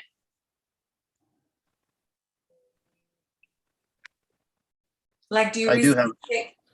Go ahead, Mr. Lopez. I do have that information. You just don't not have on it me. with you? Not on me, but I do have the information. Yes. Okay, so I'm gonna need that because then I can't give you all legal advice, but I can guide you just a little bit, but I need that cost number. Okay. So what I'm gonna go ahead and do, I'm not gonna do too much time, but I know you guys have waited a lot this morning. Yes. But I do need that information in order to tell you what to do next. So I can, if can you put us on standby if I drive to go get that? And well, we I only mean, I have don't a mind. few more cases. Look, this is what I'll do. I don't have a court reporter this afternoon. Okay. So what I'm gonna ask you to do is my staff will not unfortunately be back from lunch until about 2:30 because we still have some other cases. So after 2:30, what I'm going to ask you to do, Mr. Lopez, is contact our office and speak to Leti Castañeda. Give Ms. Castañeda that cause number. Okay, we're going to have to verify whether that cause number and that case is still open. If that cause number in case is still open, you have to file what is called a motion to consolidate the two cases. If you're going to be following the order that's already existing. And then you're gonna file an order granting. And then we're gonna consolidate those cases into your divorce. And then we can do the divorce. Okay. What is the number? I'm sorry. Letty, can you please give him the phone number? Yes, it's 956-292-7036. My extension is 6662. Okay, thank you. And then once that motion and that order is granted, then you can do your divorce. And that order, you need to get a hold of that order because you have the cost number. If you don't have your order from that AG case, you need to get it from the district clerk's office. And I'll allow you to attach that order to your divorce decree. Your Honor, the note that I see here, like on the case file, like on the side notes from what we see, it says traditional file destroyed. So I don't know what that means. They already scanned, they should have already scanned it. And that's all there's in there. There's no other case number attached to it. Okay. So then go ahead and do that. I'll give you an opportunity to do that, Mr. Lopez. Okay. Okay. Now, once you do all of that, make sure and that Ms. Lopez is her information is included on any order setting hearings or anything like that, and on the motions, so that she can also have notice. Okay. Yes. All right. So she'll expect your call after 2:30 today. Okay. Thank you very much. All right. Thank you, and you all have a good day. Thank you. You Likewise. too. Okay. Bye. Okay, Ms. Castañeda, can you check on Ms. Torres Ramirez's case? So the waiver of service was filed? Give me 1 second, Your Honor.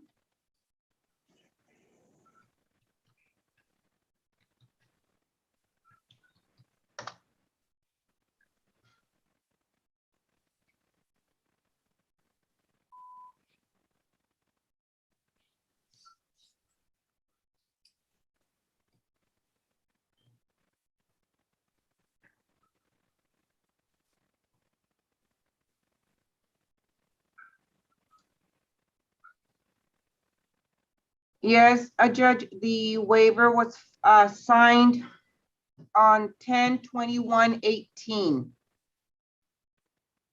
Okay, please ask her if they have any community property together. Ms. Torres, ¿tienen propiedad en comunal? No. No. Ask her if they have any children that are minors together. ¿Tienen niños menores de edad? Sí. Yes.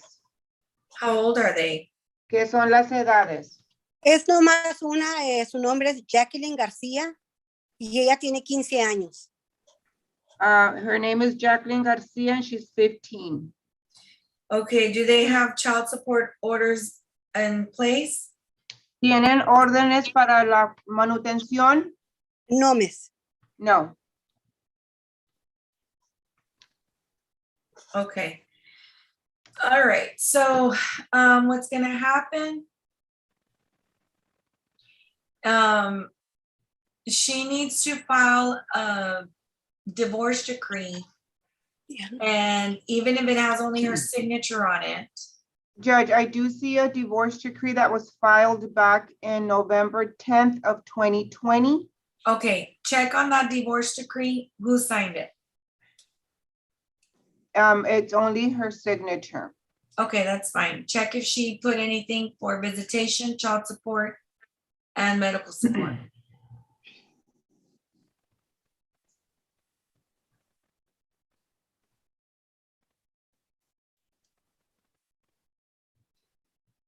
Okay, she put child support for Mr. Gonzalez to pay $200 a month. Beginning what day? She doesn't have a date. Okay, and then for medical support?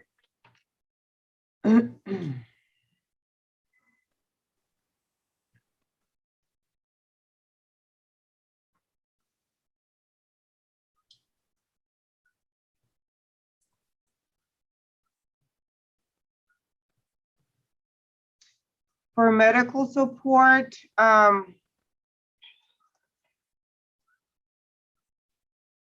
it just, she has a paragraph that says, as additional child support, the court orders the parents to provide medical and dental support as set out in this order for each child listed in 5A until one of the following events that determine medical and dental support occurs for the child, and then it goes into steps. Okay, but I'm sorry, what did you say the amount was? It doesn't have one. Okay. And ask her if the child is on Medicaid. La niña tiene Medicaid? Sí, miss. Yes, ma'am. Okay.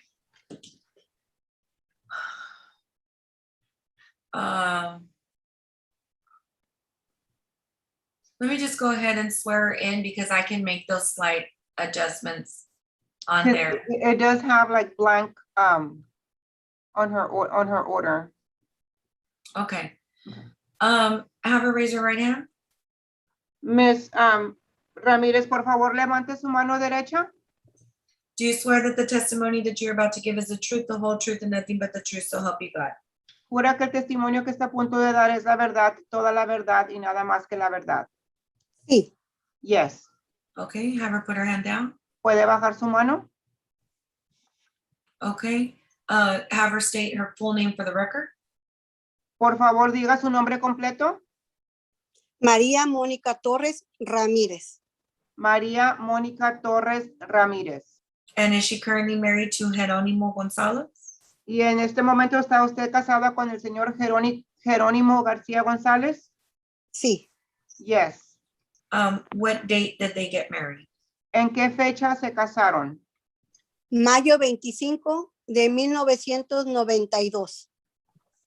May 25th, 1992. Ask, and what date did they separate? ¿Qué fecha se separaron? Quiero decir que fue agosto. Es que lo que pasa es que a él lo encerraron porque iba tomando. Entonces, como lo encerraron, pues ya nos llegamos a agosto del 2016. No sé la fecha, pero 2016.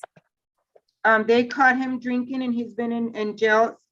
So the last one was August 2016. So would she say that she was separated and stopped living with him as husband and wife in sometime during the month of August 2016? So, lo que usted está diciendo a la corte es que la última vez que vivieron juntos fue desde agosto 2016. Correcto. Correct. Okay, at the time that she filed for a divorce, was she a domiciliary of Texas for at least 6 months and a resident of Hidalgo County for at least 90 days? Cuando usted pidió esta petición, ¿era usted domiciliaria del estado de Texas por los últimos 6 meses y del condado de Hidalgo por los últimos 90 días? Sí. Yes. Okay, is there any protective order on file with Hidalgo County or any state? ¿Hay alguna orden protectiva con el estado, el condado de Hidalgo o alguna otra parte? No. No. And is she asking for a divorce today because their marriage has become insupportable because of discord or conflict of personalities between herself and her husband that prevent the legitimacy or any reconciliation? Y usted le está pidiendo a esta corte el divorcio porque tienen diferencias irreconciliables y no hay espera de reconciliación. Sí. Yes. Okay. Do they have any community property together? ¿Tienen propiedad en comunal? No. No. And they only have one child that is a minor? Y nada más tienen un menor de edad, ¿correcto? Sí. Yes. Please state her name and age for the record. Por favor, diga su nombre correcto para la corte. Jacqueline García y tiene ¿La 15 edad? años. La edad 15 años. She's 15. And since she does not know her husband's income information, then is she asking that be calculated as per the Texas Family Code? Y como usted no sabe la correcta información sobre los ingresos del señor, ¿está usted pidiendo que vayan según las reglas del estado de Texas? Sí. Yes.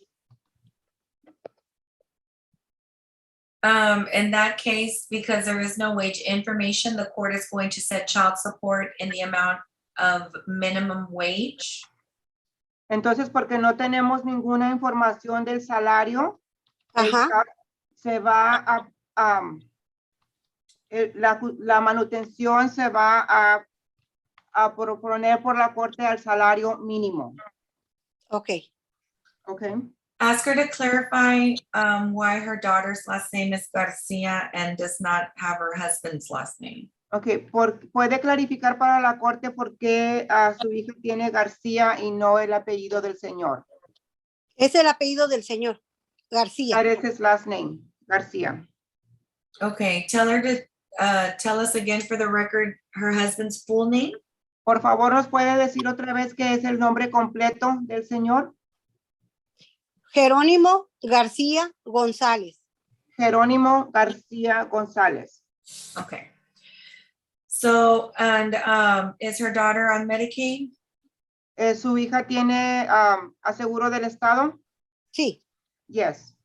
Okay, then the court will set the amount at the amount that the Office of the Attorney General is doing for minimum wage, which is $57 per month. Entonces la corte va a poner lo que es la oficina del abogado de la child support a lo que es el mínimo, el salario mínimo, que son $52. No, 57. Dispense, $57. Okay. Okay. Okay.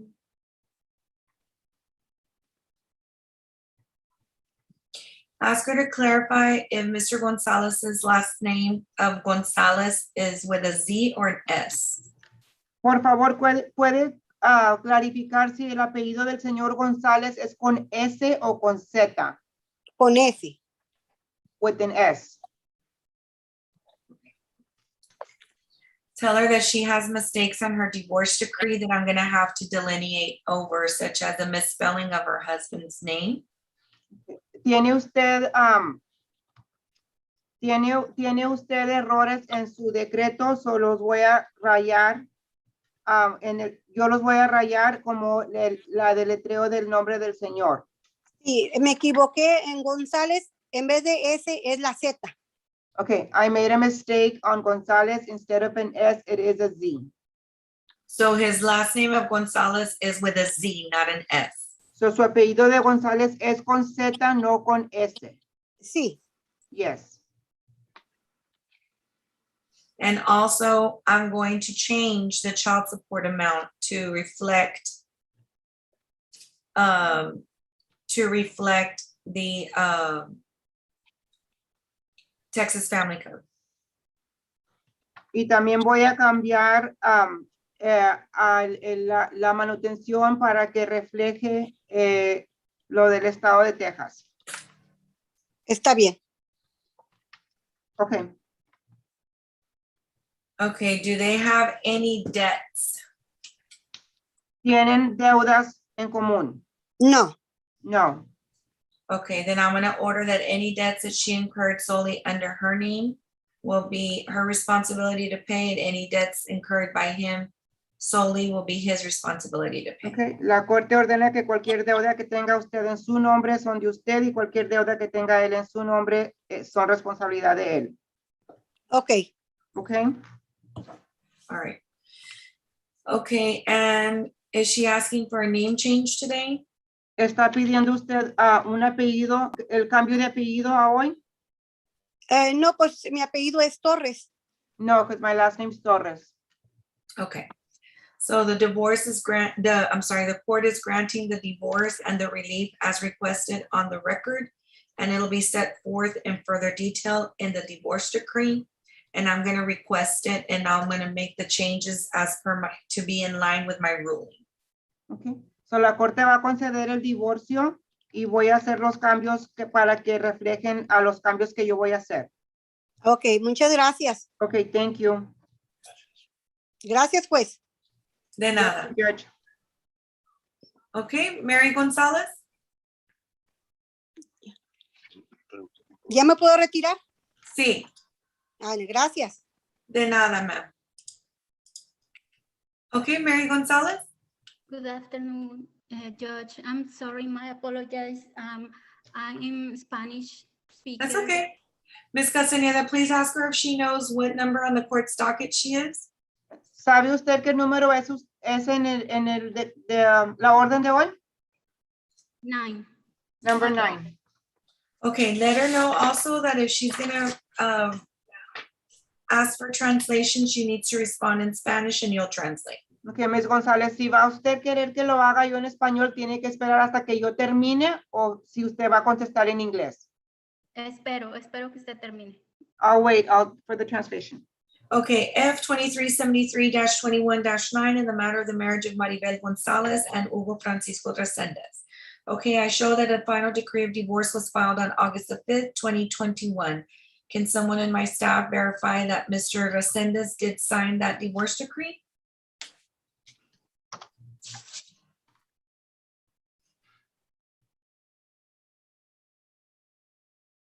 One second, Judge.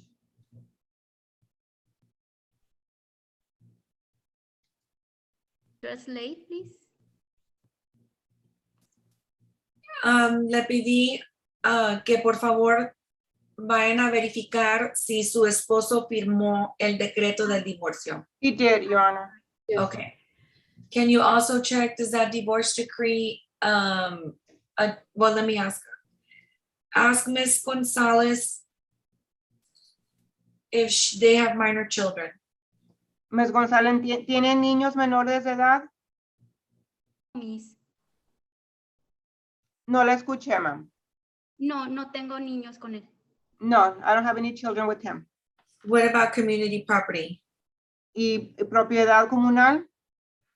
Nada, no. No, nothing. Okay, any debts? ¿Deudas juntos? No. No. Okay. All right, have her raise her right hand. Por favor, levante su mano derecha. Do you swear that the testimony that you're about to give is the truth, the whole truth, and nothing but the truth, so help you God?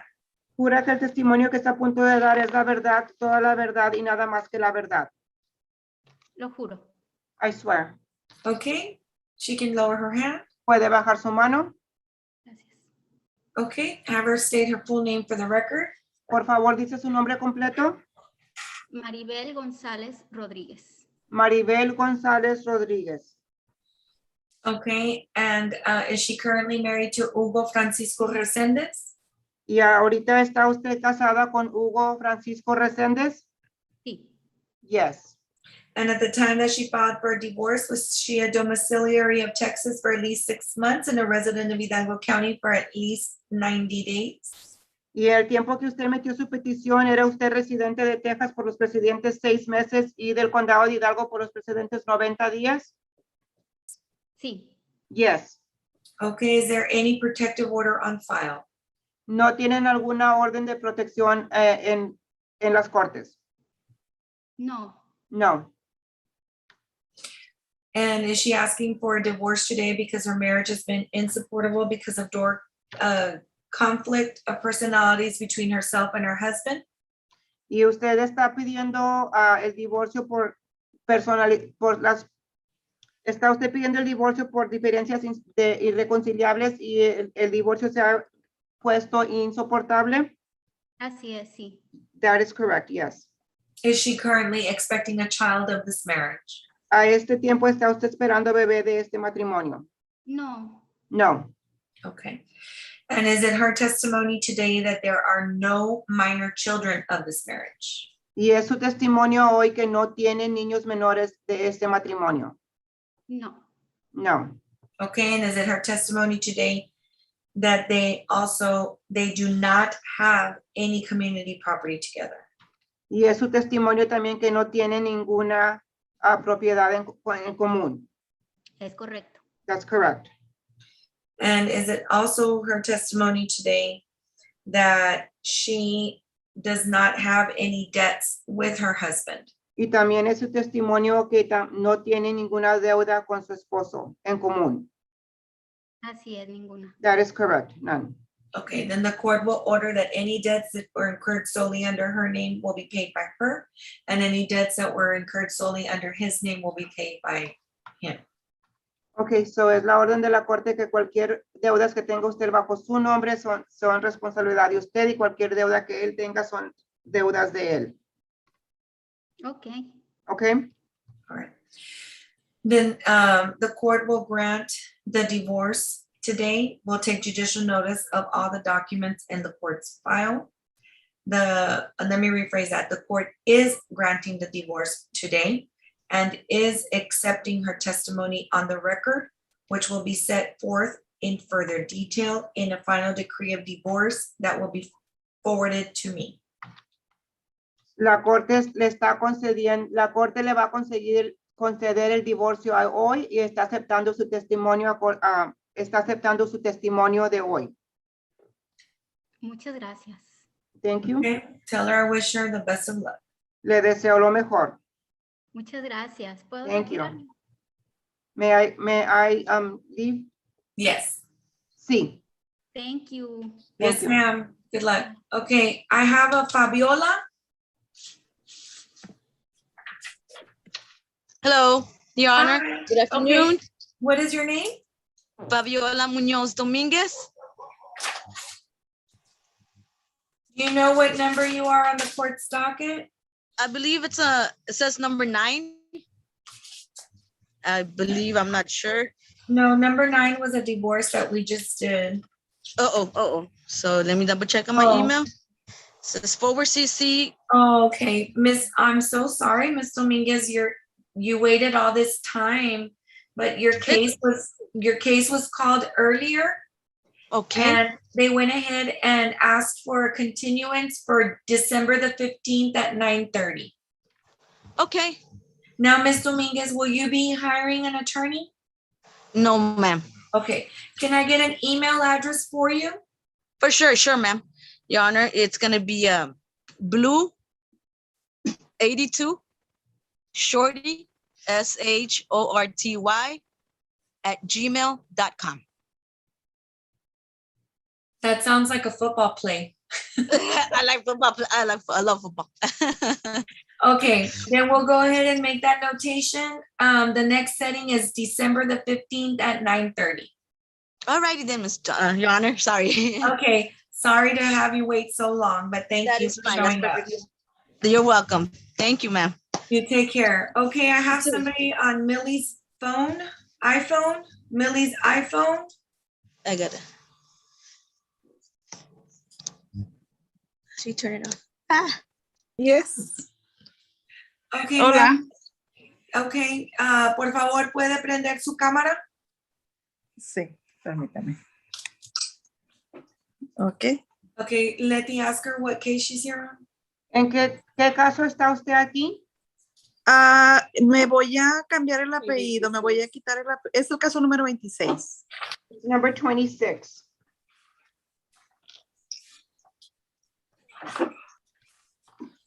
Okay.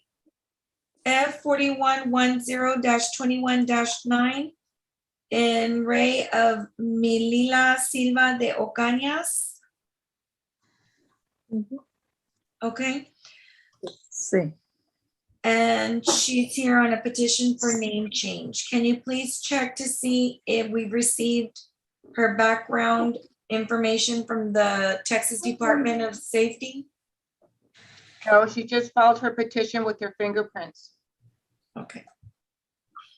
Please explain to her that that we cannot move forward until we have that background information from DPS. Ms. Silva de Ocañas, la corte no puede proceder hasta que no tengamos los antecedentes que manda DPS. So she has to send those fingerprints to Austin. Tiene que mandar sus fingerprints que puso. Las huellas. Las huellas los tiene que mandar para Austin. ¿Yo? ¿Tengo que hacer ese trámite yo? Do I have to do that? Yes. Sí, usted lo tiene que hacer. Es que no me habían dicho eso. When she sends it to Austin, Austin will conduct a background check and will mail her or the clerk the background saying that she's clear for name change. Okay. Cuando mande usted esas huellas para Austin, el Departamento de Seguridad le va a mandar, van a verificar sus antecedentes y van a mandar para atrás los resultados para usted. Está bien. Okay. Is there a certain form that she has to send for the background? Because it does say that her fingerprints have been filed with the petition. Okay, I'm not sure who you are, ma'am. I'm her daughter, sorry. Okay, and I'm not really supposed to be addressing you, but since it looks like you're gonna be assisting your mother, what I will tell you is that her fingerprints were filed with her petition, but that's not the only procedure she has to do. Okay. Those original fingerprints need to go to Austin, to the Department of Public Safety, requesting a background check. Once DPS gets those fingerprints in their possession, they'll conduct a background check. Then they're going to send her a background check, and then she will need to file that with the clerk. When the clerk has that, then your mother has to file an order resetting hearing on this matter, and then we will go ahead and set her again. But I cannot hear her nor grant her petition for a name change until I have clearance from Austin. Okay. Okay? Thank you. All right. No problem. And I'm gonna go ahead and set a tickler. Well, actually, I'm gonna set a status date for this. Oh, she already got off. Just set it for a status for December the 15th.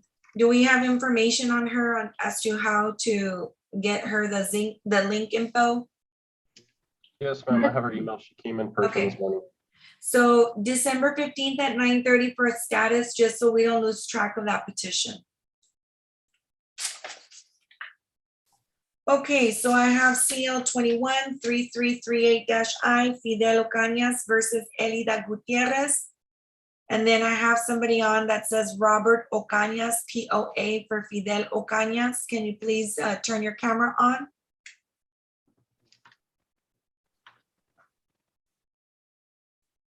It is on Your Honor. Okay, and do we have an Elida Gutierrez here? Elida Gutierrez? Mr. Ocañas, first of all, I forgot to put this on the record for the last one, but you and I are of no relation. Is that correct? That is correct, Your Honor. Okay. So, Mr. Ocañas, I know you have a power of attorney for Fidel Ocañas. Does that power of attorney give you authority to act for him in legal matters? Yes, Your Honor. Okay. So the thing is that who is the one that filed this appeal? Elida Gutierrez, the defendant, Your Honor. Okay. So, Mr. Damian, can you please call out Elida Gutierrez's name 3 times? Yes, ma'am. Elida Gutierrez, Elida Gutierrez, Elida Gutierrez. Okay, let the record reflect that it is 1:24 p.m. We started the docket at approximately 9:53 a.m. Defendant is not present. Defendant is also the person that filed the appeal from JP Court and let the record reflect that as per the court's file, she has also failed to perfect the appeal by filing her appeal bond in a timely manner. Therefore, this appeal is dismissed and the ruling by the lower court is upheld. Now, Mr. Ocañas, I do need you to file an order denying the appeal. File an order denying? Yes, and I can't tell you how to do it though. I'm sorry, sir. Okay, well, will that have to be in the court of your court, Your Honor, Yes. or is that charting? Okay. You're gonna file that in county clerk's office. County clerk. And you're gonna ask for court 9's clerk. Number 9, okay. And you're gonna file the order denying. And the findings of the court were that defendant did not show up and did not pay her appeal bond within the required amount of time. Okay. So it is denied as by operation of law, okay? Okay, Your Honor. Thank you very much. So I'm gonna go ahead and just I'm gonna set a reminder for myself. This is not for you. I'm gonna check back on this case on November the 19th. Just to make sure that you filed that order denying. Now, the email address, do we have an email address for you? Yes, Your Honor. Okay, so if for some reason we don't get the order denying by the 19th of November, you'll be receiving an email for a show cause hearing. So try to get it done before that date, okay? Okay, Your Honor. And she also filed this appeal, but she vacated also the property on the 30th of September. So therefore, I kind of thought she wasn't gonna follow through with the Well, you might include that in your order and just say that the issue is moved. Okay. Okay, sir? Thank you, Your Honor. All right, have a good day and thank you for your patience. Thank you, Your Honor. I have it dismissed. Yes, sir. Okay, Thank who is under iPhone? Who is under iPhone? All right.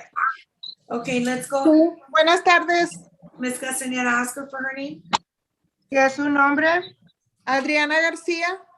Adriana García. And what is she here on? ¿Y qué es su negocio hoy aquí, ma'am? Me pospusieron una cita que había tenido y me la pusieron para hoy.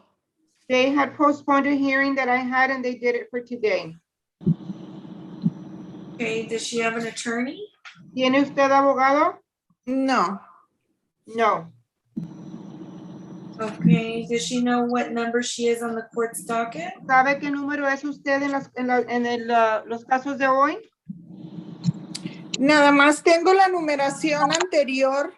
I only have the number. Ese Perdón. Siga. Well, what's the Es number? Tell her after. CL-19-0423I. CL190423I. I'm sorry, what's the number again? CL19-0423I.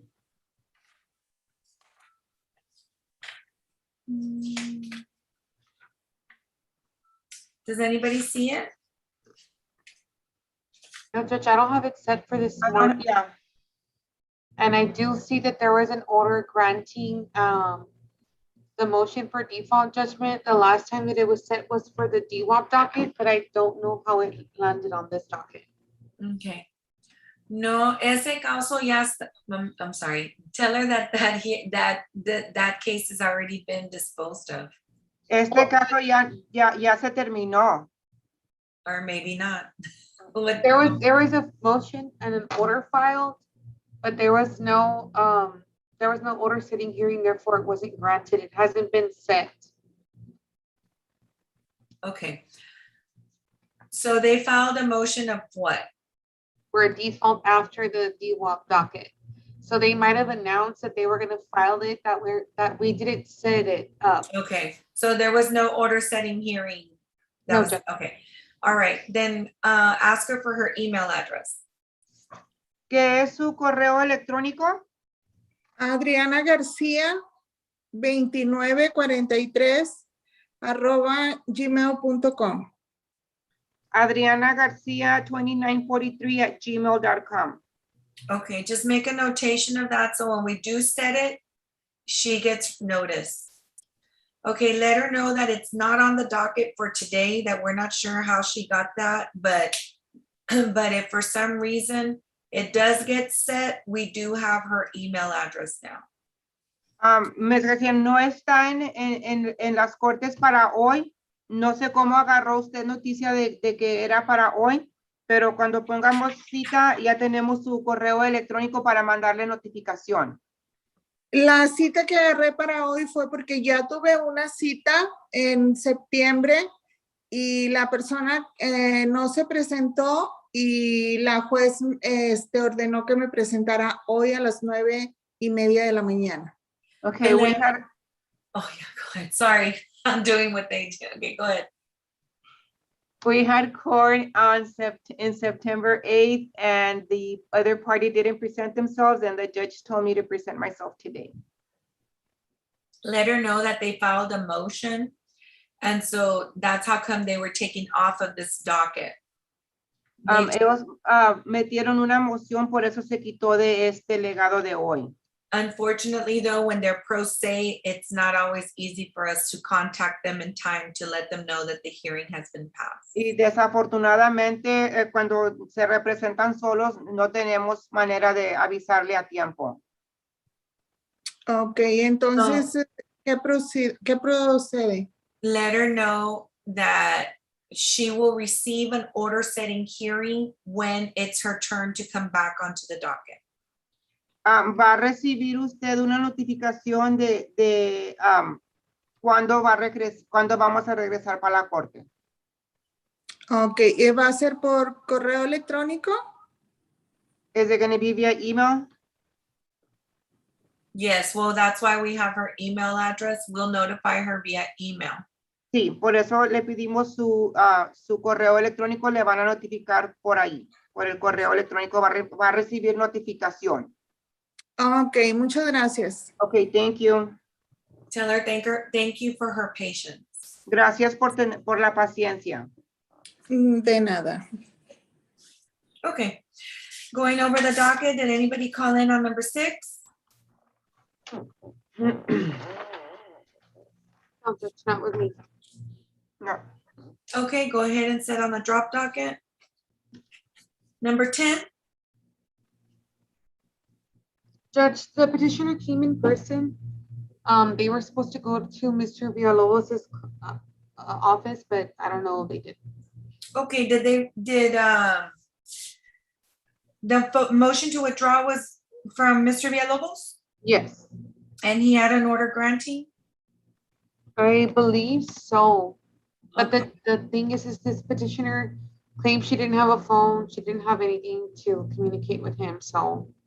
So did she give you anything to be able to give her a setting for the order setting hearing? She didn't have anything. Oh, wow. Okay. Well,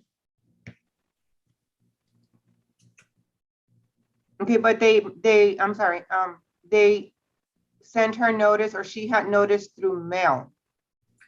okay, so they have her address. Is that how she knew to go there? Yes, because she received notice of this hearing through mail. Okay, so he just didn't show up to urge it. Correct. Okay. But he did file an order granting, Judge. Did she indicate whether she was in opposition of it or not? Well, just call them and let them know they have to file an order resetting hearing because the petitioner went by there. So she is receiving notice of the hearing. So they need to be present the next time to urge it.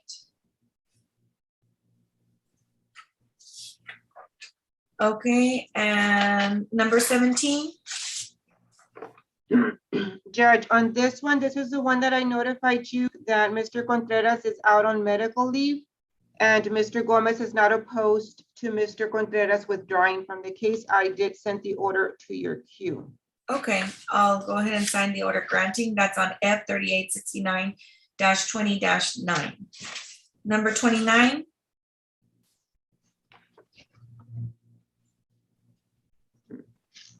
Nobody? Okay, set on the drop docket. Number 32.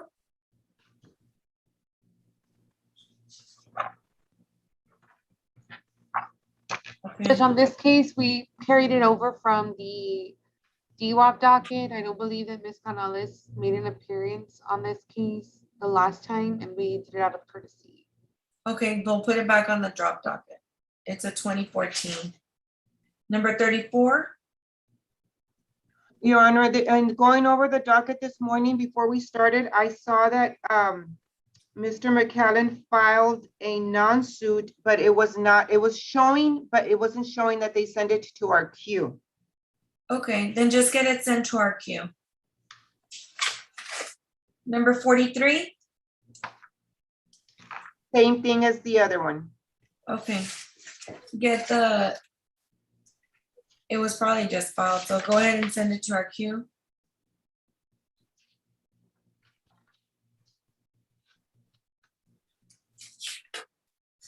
Number 52. Judge, when I looked up this case this morning, I don't know that nothing's been filed, but it is a severance case. The case that it was severed out of has already been disposed of, so I'm not sure if it has even merit. Okay, so just go ahead and look it up then. And then make a notation after. What about 54? There's an order setting hearing, Judge, with a Rule 11. They're going to be going to mediation this week. Okay, and 56? The same thing as well, Judge. Rule 11 and an order setting hearing. All right.